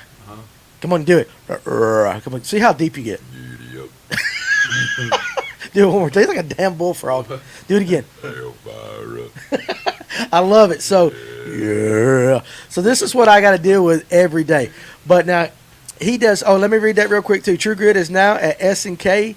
They're stocked up in Chatsworth, and Country Sportsman is in Rome. So if you guys want to, that's right, Farmer, you're awesome. So if you guys want to see, you're not around Fish North Georgia, and you want to see what our jigs are about, go to Country Sportsman and S&K. Country Sportsman in Rome, S&K in Chatsworth, and we appreciate that. And S&K has our bladed jigs coming. They saw that. They saw the work that Ryan does, and they ordered them right there. And you've seen them, and They look good. they I'll look have to good. get some too. We got some good. We got some good stuff. So again, we want to thank that, and also you can get them at Oakwood Bait and Tackle. I do not want to forget them. So they definitely got that. So Ryan, that's just sexy right there. That's right. So make him do it again. All right, make him do it again. Come on, do it again. Elvira, yeah. Elvira. You got to get the yeah. So anyway, so that's what I deal with every day, guys, and it's hilarious. Now, here's what he's going to do. We have had a guest on this show within the last 3 months. Okay, within the last 3 months, and so Ryan does you got to do it. I don't know. I already know who's going to win. So, but you guys have got to listen to this, and if you watched one of our episodes or you fish around this guy, you're gonna know who it is. All right. So here we go. He's gonna kill you. Are you scared? I'm gonna get a phone call. I know Dave. Service down here. Yeah, I so know at it's gonna do least, that. Are you ready? So, the first person who can tell me whose voice of a local angler. And if you guys are watching out of state, I'm sorry, you're not gonna get this. But if you fish in the Lanier, Allatoona, Carter's area, you better recognize this voice. All right. So, former, been on the show. I've already got a guess. Yeah, been on the show. First one that does that, we'll give them. I tell you what we'll do. We'll send them two of the True Grit bladed jigs in whatever color they choose. How about that? Yeah. That'll work. Yeah. Okay. Are you ready? Yeah. Have you got your mental focus? Yeah. So I'm gonna I guess in order to do it. You got to pray. I gotta lead You gotta get in the right mindset. So after I do this, I know later I'm gonna get a phone call later, and it's gonna be from either one or two people. One person's gonna call laughing, the other person's gonna call offended, and the person that I'm gonna imitate is gonna call offended. He's not, because you nail him, dude. It's perfect. Because he's gonna call me, my phone's gonna ring, and I'm gonna answer it, and then I'm gonna say hello, Yeah. and he's gonna say, "Listen, I don't know why you gotta be imitating me like that. I don't sound like that. I don't sound nothing like that, okay? Now listen, you're gonna come fish the ABA 125 with us next month, all right? Keep going. Keep going. Let me tell you something, me and Dane Hunter, we put on a hell of a tournament, and you need to be there." Dude, keep going, because I knew Dane would be the one that answered. Dude, we're gonna give the prize to Nick though. Harmon, no, that's not Harmon. Harmon's totally different. Alex, look at, they're all nailing it. Keep going. Come on, give us a little. Hey, listen, Mr. Pierce, can you give us a little bit of a fishing report on Allatoona here lately? I ain't been on Allatoona in a while, but I can tell you what, if you got to be throwing a primal vibe. That's A primal vibe. Throwing. A primal vibe and a shaky head. For those of you that don't know, Alex was on with Dane Hunter when we had the ABA 125. Look, he typed the answer before you asked the question. He knew it. So, and Alex is a good sport, but my God, he sounds just like a Sling Blade or whatever. Is it not spot on? And I know that question is really not fair to you guys that don't know him, but that is absolutely how this guy talks. Now, well, you should know him if you watched this episode. Yeah, you should have. That's right. You should have because that. But here's the deal. Now you got to do one more thing. What? One of the great things that we had that night was Dane and him singing "Islands in the Stream," and he had the Kenny Rogers part because Dane Hunter is now known as Dolly Parton here. So, can you give me a little bit of "Islands in the Stream" by Alex Pierce? How did he do it? It was terrible. Hang on, he was over here with. It was poorly done, but yeah, here he goes. He couldn't read. He couldn't read. He had his glasses like this. Yeah, he had his hat up. Yeah. He said, baby, when I met you, there was peace on earth. I set out to get you with a fine-tooth comb. I was something strange. I can't read it. I can't read the words. And then Dane come in. He said, you. Dane wouldn't sing. He was lip syncing. Just to let you know, Dane, YouTube really flagged us, and we didn't make no money off that episode. And I really don't think it had anything to do with us using pirated music or whatever. It was just that god awful. But they were good sports. But yeah, it was Alex Pierce. So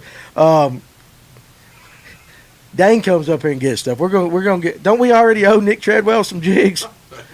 Hell, he's gonna have the whole daggum thing. We're gonna do that, but that send is you a care package. We're gonna send you a care package. We'll get it out tomorrow. I've actually built a lot of jigs this week. He has. But we've got plenty.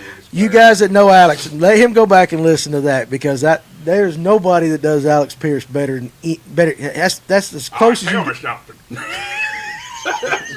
That's what we talk on the phone. Yeah. Tell me something. Yeah. And he always, what you say? I get a phone call. I'm gonna tell you real quick. I get a phone call like the week before the ABA, and it's Alex, and he's talking. He's like, "Oh, we're going on. We're talking," and he goes, "Hold on a minute," and he disappears. And then he comes in, and then here comes this guy. Hello, and he says, "Ryan, I got Dane on me. We're on three-way speaker." I'm like, three-way. You were in a three-way with Dane. I ain't done this since high school. I was like, oh my God. Oh, man, we that's talked great. for 2 hours on three-way. Oh, that's funny. That's good.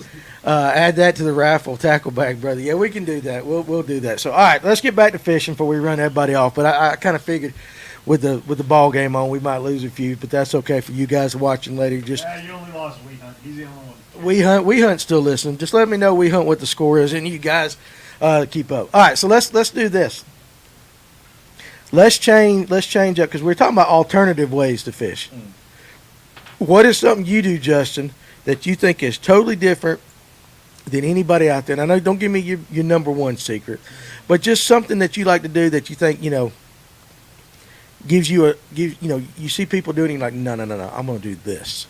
I mean, I'd say the biggest thing that I do that I have success is stick to something.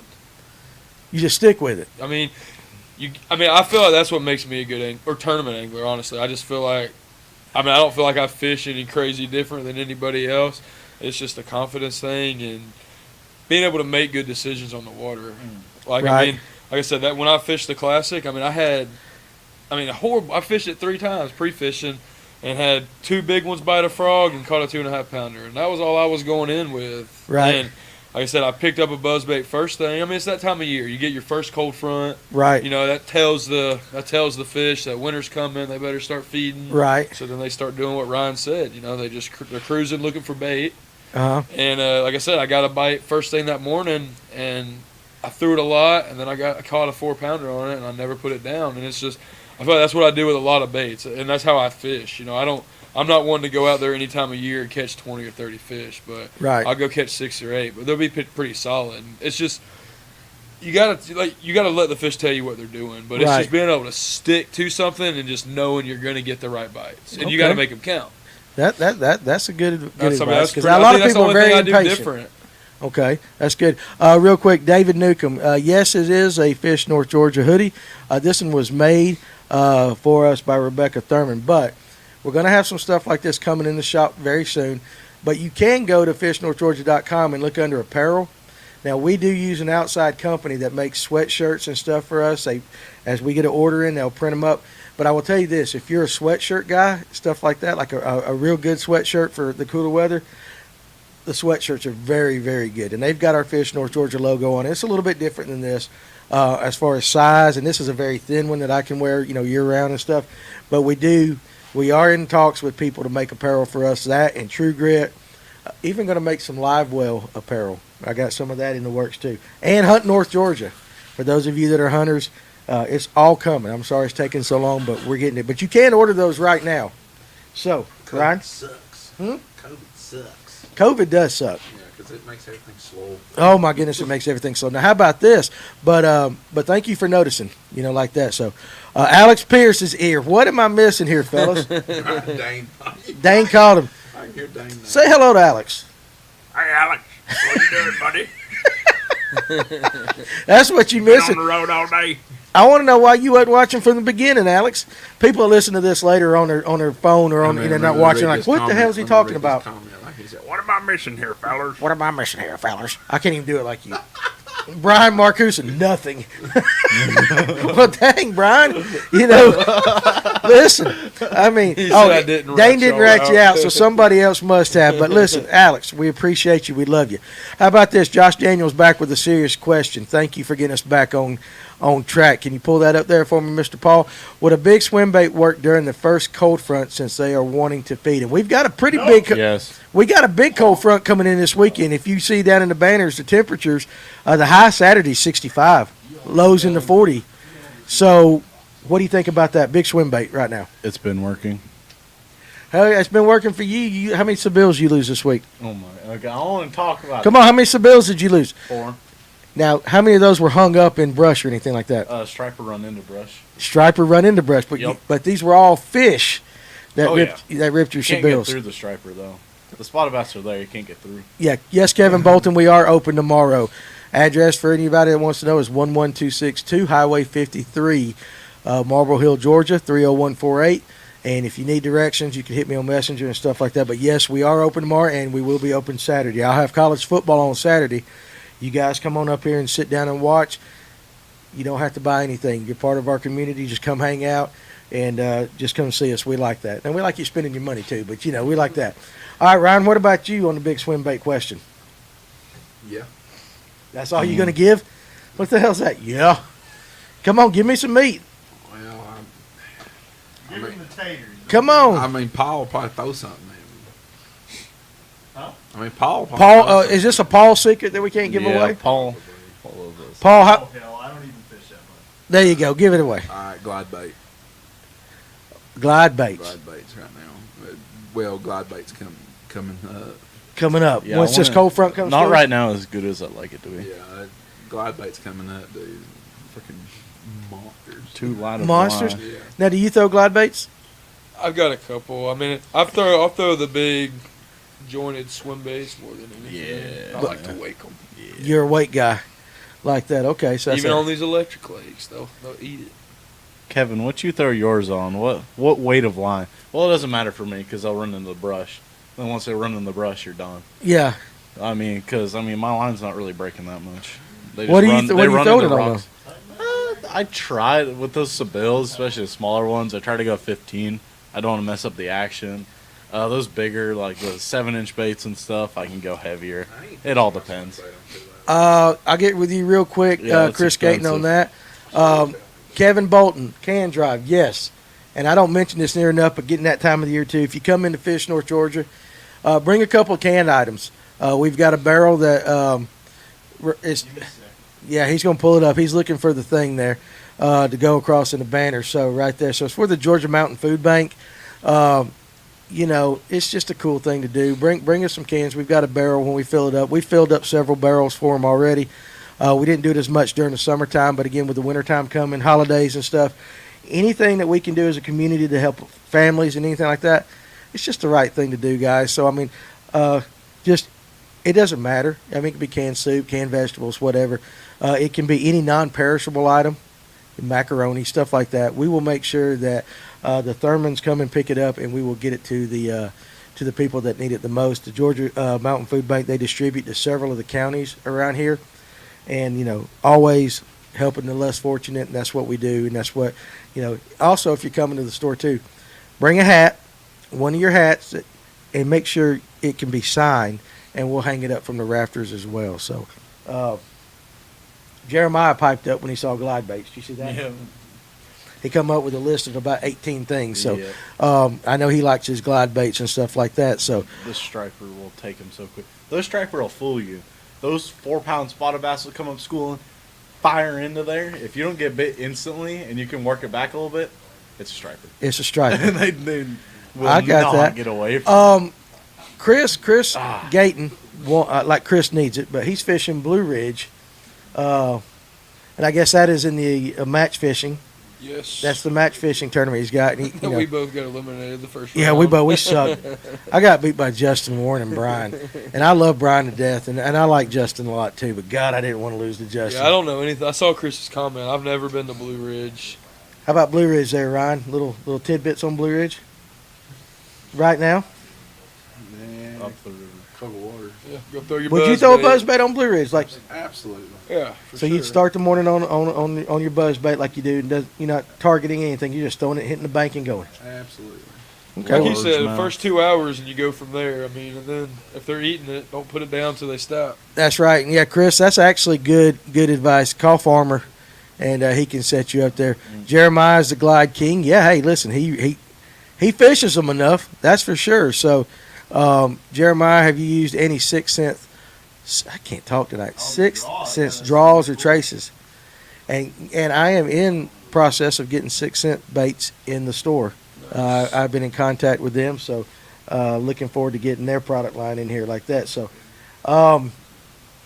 we covered your horny toad a little bit. We covered your buzzbait. What right now, going into this time of year, and we can even just change the topic where it's not alternative, but what should people be throwing or have rigged up on the boat right now? And we'll cover the electric lakes, we'll cover that, but like a lot of electric lakes fish, like like Yeah, they're Latham. very Latham is a similar. mini Lanier. I don't care what anybody says. 100%. What would you have? What do you got tied on right now? Other than those other things, those two things, I'll have a, I said Whopper Plopper. Yeah, Whopper Plopper. What size whopper plopper are you throwing right now? I'll probably start with like the, what is that one? The 90? Right. Whatever. Yeah, I'll start with one of those. I don't got service, Alex. He said, why didn't I answer on the calls? Don't let him lie to you, Alex. I don't have service. I really don't over here. We are in Marble Hill, so Um, Harmon is In the here. basement. Just got home from Taco Thursday. What did I miss? According to Brian Marcusa, nothing. We've just been talking about different things to use on Lanier. I know you like the drop shot and stuff like that, but we're talking about little alternatives. So we talk about buzz baits and horny toads right now. It's top water a lot. but like Whopper, I have Whopper Plopper. I have Gunfish tied on. So you're still hitting the top water. Yeah, I'll be throwing top water till end of November. So I mean, exclusively, pretty much, or just if they're not biting, you'll change. But I mean, that's what you're going for is a top water bite. Yeah, pretty much. And if I don't get a top water bite, I'm pretty much only throwing two other things to get bit. One's a jig. One's a jig. We know that. That's next week's episode, by the way. One's a jig, and Yes. the other thing is a spinner bait. Okay. And that all runs from Main Lake all the way to the back's pockets and stuff. Okay. And then around November, I will change. I will not throw. Instead of throwing the buzz bait, I will stop throwing the buzz bait, and I will kind of start throwing it like a popper, and working it really slow. Right. And then if I don't get bit on that, the next thing, I always have two of them tied on, laying on the deck around November and into October, November, and it's two jerk baits. Two jerk baits. One that runs about 10 feet deep and one that runs about 3 to 5 feet deep. We need to do a whole And I episode will on jerk run baits too. all the way. I will run into the mouths of the creeks, and I will go straight down the middle, throwing a jerk bait straight down the middle of the pocket, and we'll be. I'll be going in there running 30 foot, 30, 35 foot, throwing the deep diving jerk bait up until I get up to about 15 foot, and then I'll start throwing the 3 to 5. Okay. And I'll run it all the way up till the bill scrapes the dirt. I got it. So you got it planned out. Mm-hmm. That's been for me. That's been a pretty constant thing over the years for me. Right. It's a real good. It really serves two purposes. So if everybody's talking about stuff right now, but I know it's hard. I'm about to spill some serious stuff. Oh God, here we go. So if you this time of year going into about November, if you go in running down the middle of some creeks and stuff like that, specifically ones that have ditches in them. If you can get bit in 30 foot of water throwing a jerk bait like a Stacy 90, and they'll come up and come get it, you need to make a mental note of you need to make a mental note of that because those particular creeks you need to go back in December and January and fish them. Because they're stacking up in there. They will be in there in the ditches in those because they're not going to leave. They're going to stay. Sorry, Paul. They don't have any reason to leave as long as the bait don't leave, and the bait typically this time of year when it gets in a creek, it typically don't leave. Okay. I like that question right there. Ripping Lips TV. The answer is yes. Nope, yes. Never heard of Latham, but yes, we do. That's actually I walk across the street to Latham. That is in my front yard, and I know that Justin's got a ton of experience on Latham as well. So yes, to answer that question, yeah, we fish it. I don't fish it as much as I should, it being in my front yard, but I have spent many a day and other times on Latham and had real fun. Now, what about you? As far as you heard his setup, if you're going, what's on your boat once you get through your Buzzbait? I mean, it's just really depending on where I'm going. I'd say this time of year, right? But I mean, definitely Buzzbait, walking bait, some sort of swim bait. Like I said, it just depends on where I'm going, what depth I'm fishing. Right. You know, if I'm fishing the grass lakes, obviously I'll be throwing that swim jig some. But Latham, if I was going to Latham tomorrow, I'd be targeting more schooling fish. Yes. But that's still another lake and that's just how I like to fish there. That's another lake you could go down the lake bank throwing buzzbait as well, though. Let me say this: A-rig at Latham is pretty good. It's like everything, but right now, when I drive home in the evenings, now the lake closes again back at 5. For those of you unlucky ones, that's okay. But yeah, for some. But anyway, as you pull across the hill and the boat ramp be on your left, and you look out across the main lake, they school and they school and they school and they school. You're going to get spots and largemouth. The largemouth on Latham school just like anything else. Farmer ratted you out, Danny. That's okay. It's all right. But I would definitely have something tied on if I were going to Latham tomorrow. I'd have a top water. I don't know that I'd throw the A-rig that much right now, but I mean you could. Yeah, I haven't had as much. I know Tim went the other day. He's caught a few small ones on it. I know. Yeah. He might have caught some good ones. I don't know. I just know for sure he caught. But if you throw it enough, you can catch them. But I don't have as much success with it there. Let me tell you what works on Latham. To me, it works year round. I don't care what anybody says, but you can catch them on a wacky rig at Latham. Oh, I believe it. All the time. And also, too, it depends on what part of Latham you're fishing. Because the main body fish is more like Lanier and the points and stuff. But you get on up towards the waterfall, that's a totally different bite. And then if you go under the road, that's a totally different bite. I'd mark bait, too. I mean, if you got the grass and stuff like that, mark the bait. Yeah, and you definitely – I'd throw a Seville, too. Oh, yeah. I would definitely have a Seville tied on right there. So yeah. I wish Eric would stop talking and let the other three get into word. Hey, actually, listen, Harmon. He has actually talked a lot. You and your taco eaters don't come in till like 9 o'clock, and you missed the whole first part where he actually asked a question too. So tell him, Danny, you sell the new school Sebilles. I do sell the new ones. Yeah. And they still catch fish. They still catch fish. And I'm gonna now listen. And unfortunately, I am out of stock of this, but I am going to tell you that I've heard several people will say that a good Sebille color on Latham, Michael Temples is going to bust me right here, is the chrome and chartreuse in the 125. That is actually a very good color for Latham right there. So there's your little tip right there. And you can catch them all day long on a Ned rig. You can just catch them all day long on a Ned rig. A lot of grass got in there though, so you got to be careful with that. But you really can catch fish anywhere on Latham at any time. Yeah, it fishes really well. Definitely this time of year. I mean, the fisher, you could go out deep and catch them, or you could go up and catch them in inches of water. And one of the things we're going to start doing now that Josh is going to start being back in town a lot is we're going to start actually getting back on Latham and some of these others. Me and Ryan in the boat throwing some of our stuff. So we're going to have some on the water footage coming from Latham and some of the other lakes around here like that. So I live in Dahlonega, so I fish Yahula Reservoir, which sucks. Yes, it does. Go to Latham.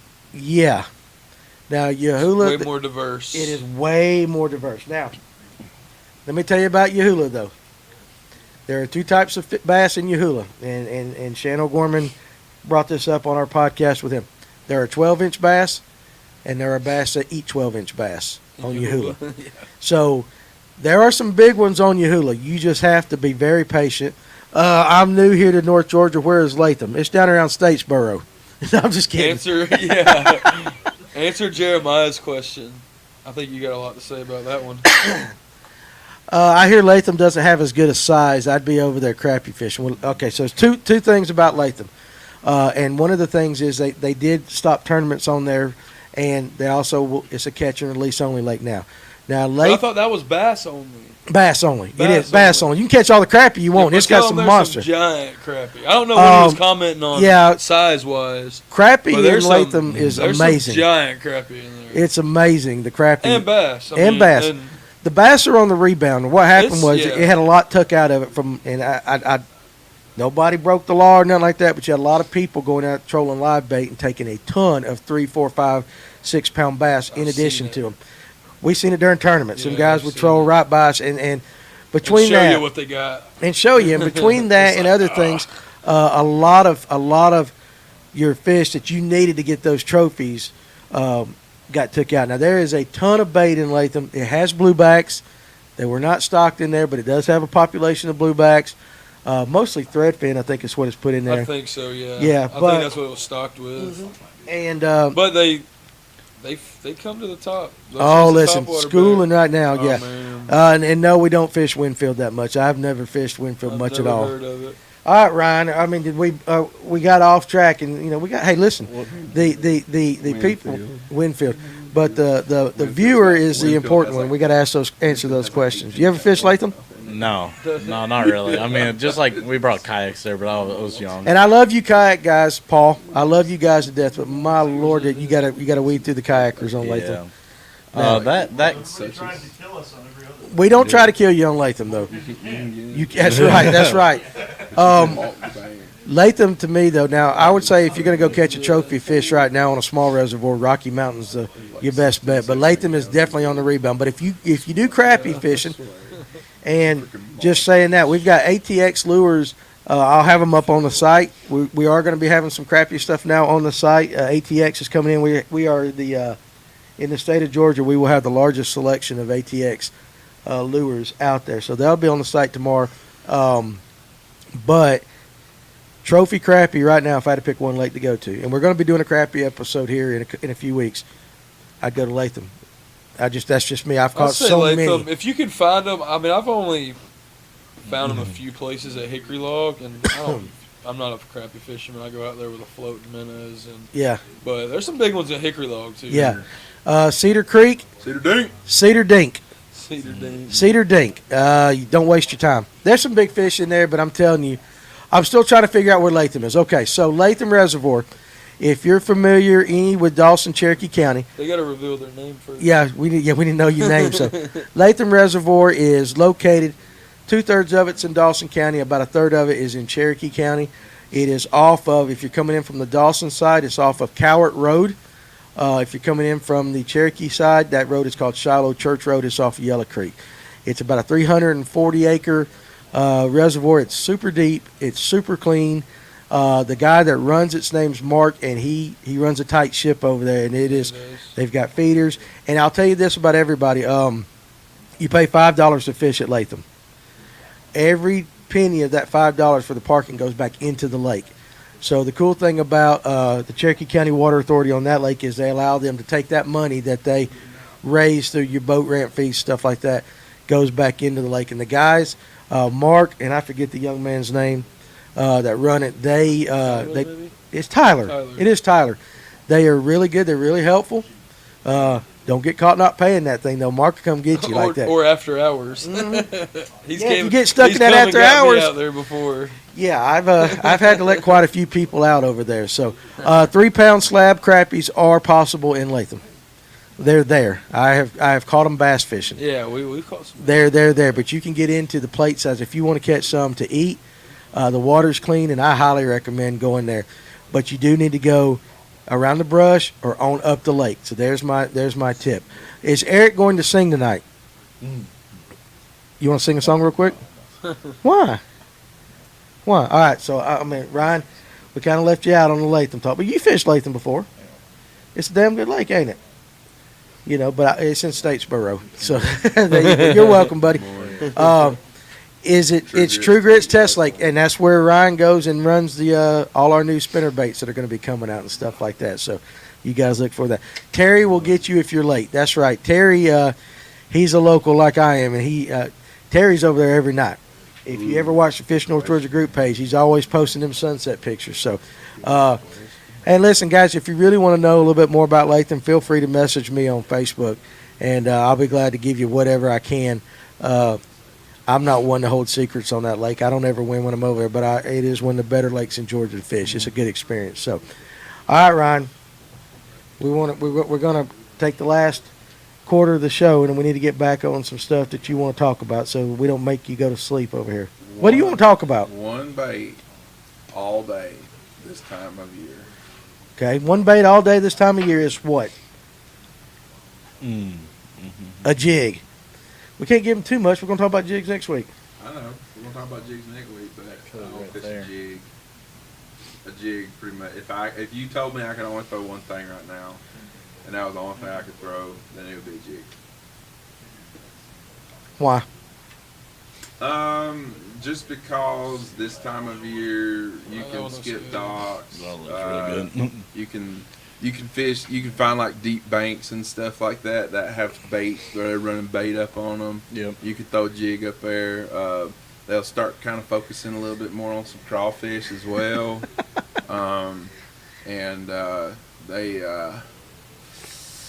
It's just it's this time of year. There's really no wrong way to fish one. Right. A jig.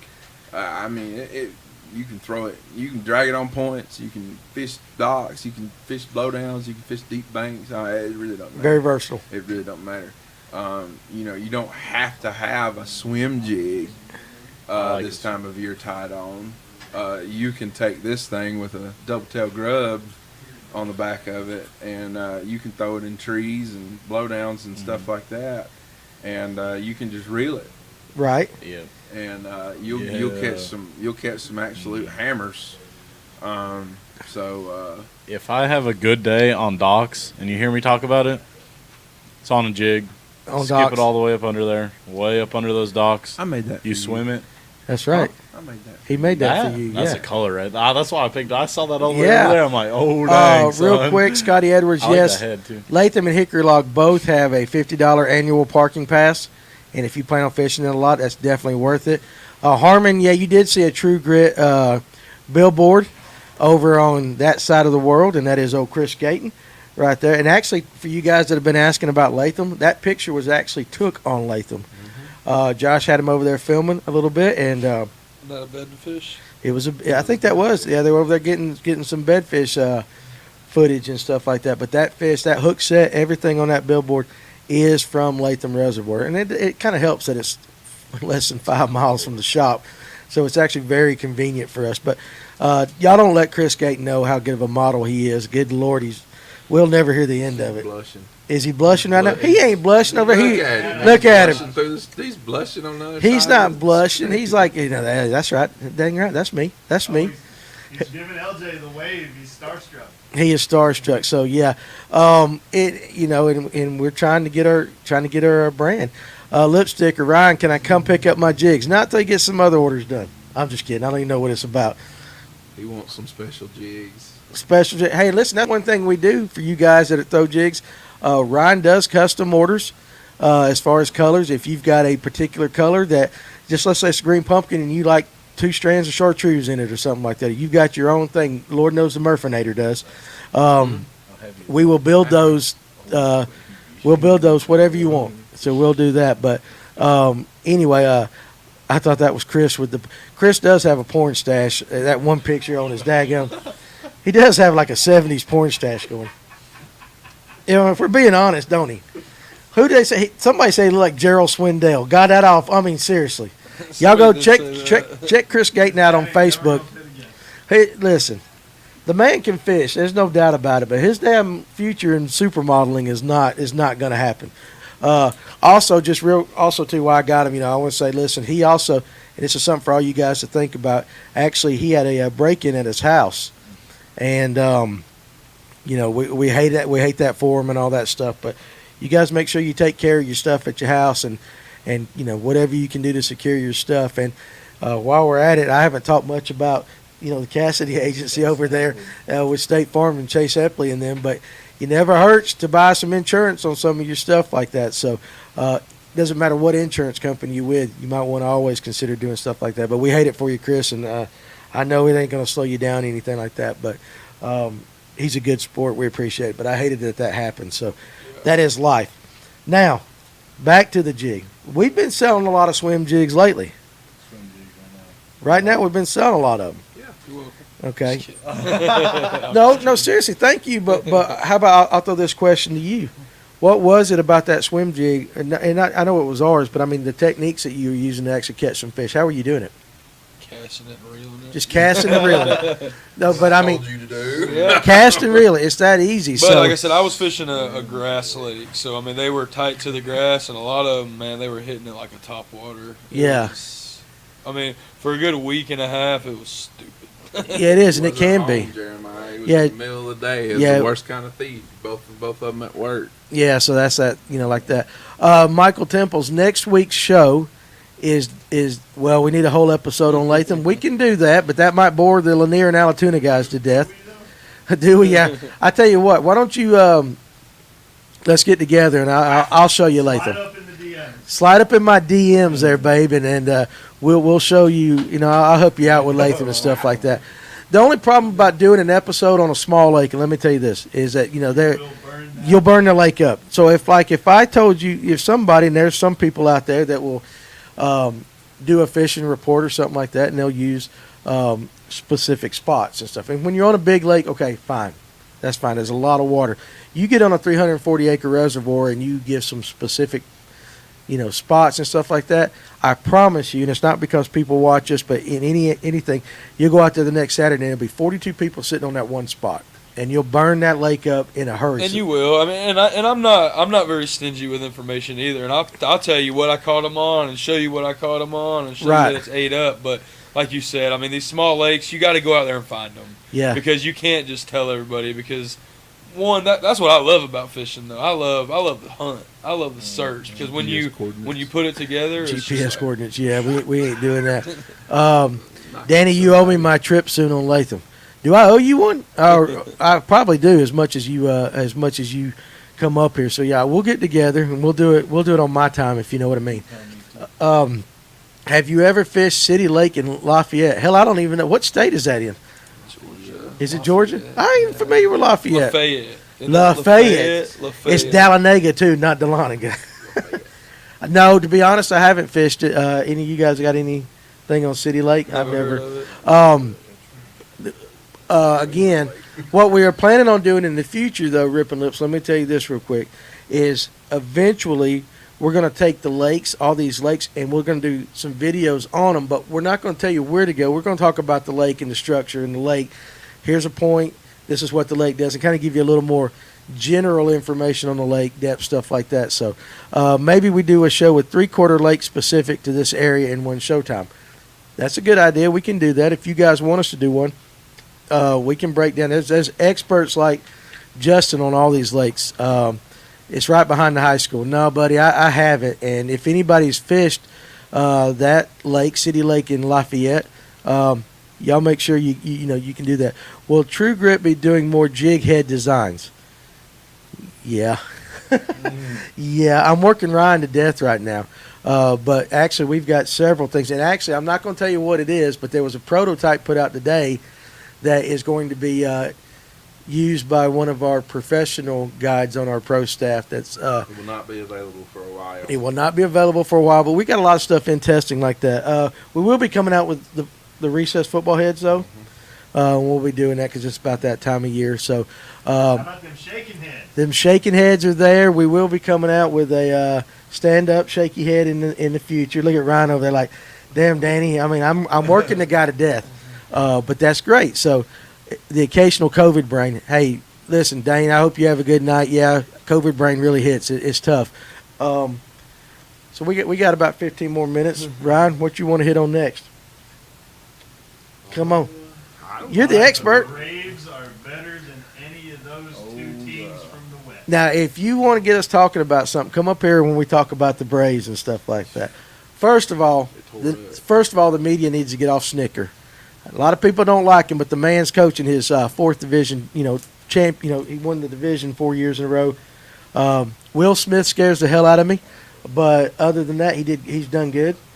I know you got a lot of opinions on the Braves there, Ryan. Come on, let them out. Paul wants to do it. They are, they're in the National League Championship Series. We gotta comment a little bit about that. Who you want? You want the Dodgers or the Giants? So let me say this one thing. I'm giving away a trip for that raffle. Yes. So if you want to see more in depth into what I like to do this time of year, bid on the trip. On the trip, it's going to be part of the fishing package raffle like that. And actually, I've got several. That's a shanking. It's a shanking head. Now. It's a shanking head. It is a Harmon. Come on, it might be a little. But talk about Braves. So listen, it's literally royally pissed me off the other day. They get on 92.9 the game, and they're like, "I'm not happy with what Snicker said post game after that win." Let's be honest here, all right, to these bozo people on 92.9 I knew he'd get him fired up. Let me just go ahead and tell you right now. Did anybody expect Freddie the way that he faced Dansby and who was the other guy right before him that he just struck out? It wasn't Ozzie. Ozzie batted after. But nobody expected Freddie to jack the ball out. He mowed through those two guys with sliders. I mean, they didn't stand a snowball's chance in hell. Was anybody really and truly out there expecting Freddie to come up there and first pitch jump on a dang cement mixer and knock it opposite field to give us a one-run lead? If you can come up here and you can say you was expecting it, you're lying. Yeah, and the problem was Snicker said in his post-game press conference. Because this is a man. I didn't know. This is a man this year, Josh Hader. He had not given up a home run since July 11th. Right. That's been a minute. Okay? Yep. And so I'm just going to tell you two like this. They got on him because they asked him. They said, well, he really kind of pissed me off at this particular individual in 92.90 game. He said, it really pissed me off that he didn't have the comment that what he said because Snicker said, well, I really didn't know what to think. Dude, right. You're in the middle of the game. You need to know what do I, as Will Smith ready, blah, blah, blah, what am I going to do next? Dude, there wasn't nobody. Nobody was expecting that. Yeah. And what do you want him to say when a guy just goes oppo taco right. and gives us a one-run lead in the most crucial point of the game in the 8th inning, right before the 9th inning with 2 outs? Right. And you're going to expect him to know exactly, yeah, I'm going to do this, this, and this. He's a human. He's a human, man. I mean, none of us was. I wasn't expecting Freddie to do Me, that. you, and Paul were. Yeah, we were like going crazy over Messenger and stuff like that. So that one thing, people need to get off of Snicker. Snicker, he does make some bad decisions. We all do. That, but we all make bad decisions, okay? But you got to say this one thing for sure. When you lose Ronald Acuna and you're expecting Mike Soroka to come back mid-season, and then Mike Soroka goes back down again, and then you have this god-awful bullpen, Marcell Ozuna isn't getting to play at all, and he pieced together with what Alex Anthopoulos gave him to be in the position that they are right now, I think people need to shut up. Because if anybody can do better with what he's got, prove it. Go down there and apply for the managerial position of the Atlanta Braves. I agree, and I will say this. I have to give Luke Jackson some credit this year because Luke Jackson I used to hate him, but he's done good.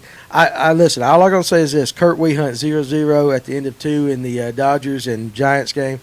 Again, I prefer to play the Giants. No offense to Kurt, I think we match up better against the Giants, and I think we've had more. I just feel that those matchups are better. I do not want to face Scherzer, and I do not want to face Bueller, or whatever the hell his name is, Walker Bueller. And I don't care. And now we got a local guy though for the Giants that you played against, didn't you? Alex Wood. Alex Wood. You actually played ball against Alex Wood, He did. and so you might get to see him pitch. Let me tell you something. If you think you're good at sports, the way that a professional is at high school, You're not. Unmatchable. It is unmatchable. The ball comes out of their hand and the ball sounds different. Yes, when it he's does. pitching. He only pitched 3 innings against us in that summer camp, and he batted one time. He saw 2 pitches, and the second pitch he saw went over the center field wall. Yeah. Yeah, back in high school when they could hit, when they were allowed to hit. So he's a good athlete. I think, did we lose you with the Braves talk? You watch baseball? Well, You're over there thinking about fishing. Yeah, I fish too much to do anything else. Bobby Cox made bad decisions Don't all the get me time and started act on like he's a Bobby god. Cox. It is what it is. But I tell you, I've coached Little League in middle school and stuff like that. Snicker It's hard. Snicker doesn't have the same amount of time that Bobby had. I'm on the fence of the argument with Bobby. I love Bobby to death. He's great, and he's near and dear to a lot of Braves fans' heart, the majority of them. But man, you had 3 arguably the best pitchers in the game for about a 20-year stretch, arguably, He always had good pitching. and a bullpen to go with it, and you only walked away with 1 World Series. Yeah, and Kurt, you're right. L.A. ate the Braves and yeah. So that's what I'm saying. I don't want to face L.A. Number one, if they ever start hitting, they're going to be tough like that. So I will tell you a cool thing that I did though. Back at the old Turner Field, back when my daughter was in school, they got to do a field trip to that, and they let us go down in the dugout. And everybody knows that Bobby Cox stood right there on those steps and all that. He stood there so much that his feet were imprinted into the carpet. It had worn the carpet out. And so I got up there and I put my feet right there in his thing and just kind of leaned on the thing and looked at it the way he did. And I'm telling you right now, I got goosebumps. Just because those were Bobby Cox's, he ain't Jesus, but he's still, that's still pretty impressive to do that. But like right now, okay, so who's going to win between the Dodgers and the Giants tonight? Probably LA. Shit. all night. Wehunt, that was just for you. He's just kowtowing to You you. want to look at it from an analytical standpoint from someone like me who played baseball. Is Eric breathing? Y'all need to check him. Listen, I'm just going he was really alive. He's past his bedtime. His mama's going to be calling us here in a second, wanting to know where the hell he's at. Did y'all give a shout out to the new guys across the street from y'all? Yeah, we did. Actually, if you look, it's on the screen right now. So across the street, we had some guys come over here the other day. They bought the building across from the street, and they're online. And they do used golf clubs, and they sell them online. They might be open a retail part like that, but those 2 cats come over. Buddha's still And watching. Buddha is what? Buddha's still watching. He plays golf. Buddha plays golf. So if you're into golfing, we got you a contact now and all that. So good show, good evening, go Bravos. Haters going to hate. That's exactly right. I hope the Braves, a lot of people are picking the Braves. Now, who do you want to, let's say the Braves go on, who do you want to face from the American League? Houston. I'd like to just beat Houston because of Houston, bunch of The cheaters. Red Sox are scary right now because the Red Sox got. You got to realize this: the Red Sox got beat by the Yankees going into the end of the regular season, and then they literally turned right around and literally wiped the floor with the Yankees at Fenway. Yeah. In a 1-game wild card. And they pretty much handled their business against arguably one of the best teams in the American League. Right. Trying to go back to back-to-back World Series again, which Yeah. they very well could have in the Rays, and they handed it to them. Yeah.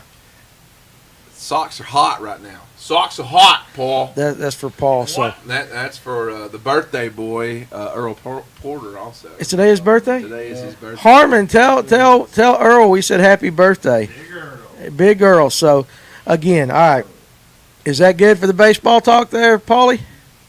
Is that enough baseball talk? Fishing show. I know it's my fishing show. We talk some baseball and all that, but we are getting late in the evening, so now's as good a time as any to kind of end it so we can go home and actually watch the end of the game, because that's what I'm going to do. I'm going to go home and watch it. And don't worry about them not re-signing Freddie. Freddie's coming back. That's our thing right there. The Braves had the second highest attendance of any team this season. Boss man, go Braves, watching And, from Memphis. Thank you, buddy. I appreciate you. You should see the video we got of Earl and Taco Thursday. Oh, did y'all sing to him and then at the Mexican restaurant? Oh, my wearing goodness. the big hat. got him some kids. We should have got him a stripper. We should have had one just show up. Blue Would socks. have bought a big girl for big girl. We got a big girl for Big Earl. Got a big girl for Oh, I big said, girl. well, I said, we got a youngin' here. We can't do that tonight like that. Eventually we'll. He's got the How old are you? 17? How old are you? 17? Yeah. Okay, when you're 18, we'll let you not sign the disclosure, but we can't, because he's probably like, I got some stories to tell you. No, I'm just kidding. My wife's probably watching this. I have no stories, I promise whatsoever.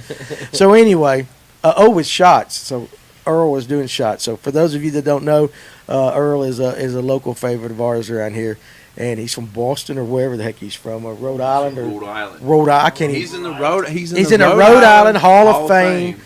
Baseball, something like that. And I watched a video of him. He put on Facebook. Let me do. That he hit the home run? He hit a home run, dude. And that ball, I didn't run my gone. Yeah. Well, Earl's a big boy. He's a big boy. He's a big boy. So anyway, all right, we're going to we're going to end the show tonight, guys. First of all, listen, thank you, Eric, for coming by and sitting there looking like you're asleep for Harmon, so he can rag you a little bit. But actually, seriously. we Got on there. we enjoy when you come by, Justin. I love fishing with you. I love fishing against you. You're a hammer, and congratulations on your solo trail championship. Hold the trophy up. Hold the trophy up one more time. Man, come with the hardware. Look at that. Got the hardware, so he ain't just pulling your leg. Harmon said he hit that home run to Maine. I don't doubt it. He's big enough he ought to. Ryan, again, thank you for being a good sport, because, like I said, I thought it would be just interesting to let you just get on and, talk instead of respond. But you gave, but listen, here's a good thing. You gave a lot of good information, both of you did tonight. I don't so. care to give it information. It don't matter to me. If you ever got any, like I said, I've said it before, if you ever got any questions, anything whatsoever, if you ever want to know anything or get my opinion on anything, don't hesitate to reach out. Don't hesitate to come by the store. I tell you this about the store, and I'm going to say this. I never really brag about what we do, but there's several people on here that will attest to this. If you walk into our store, you're one of the family. We will take the time to talk to you. You don't have to buy anything if you just want. I have guys coming up here all the time just want to sit and talk, and I'm perfectly good with that. We try to make you feel at home, but we try to make you feel part of our family here at Fish North Georgia, and that's the most important thing. That's how we're building our business. Support your local bait companies like Lanier Baits and Georgia Blade and stuff like that. Us, True Grit, stuff like that. But we make sure that you're always welcome. If the store is open, you guys can come in. Paul, thank you very much for all you do and running the program, keeping us straight. You're really good at what you do. I hope, well, you are. And I hope, Brian, I hope that comment is about what I just said.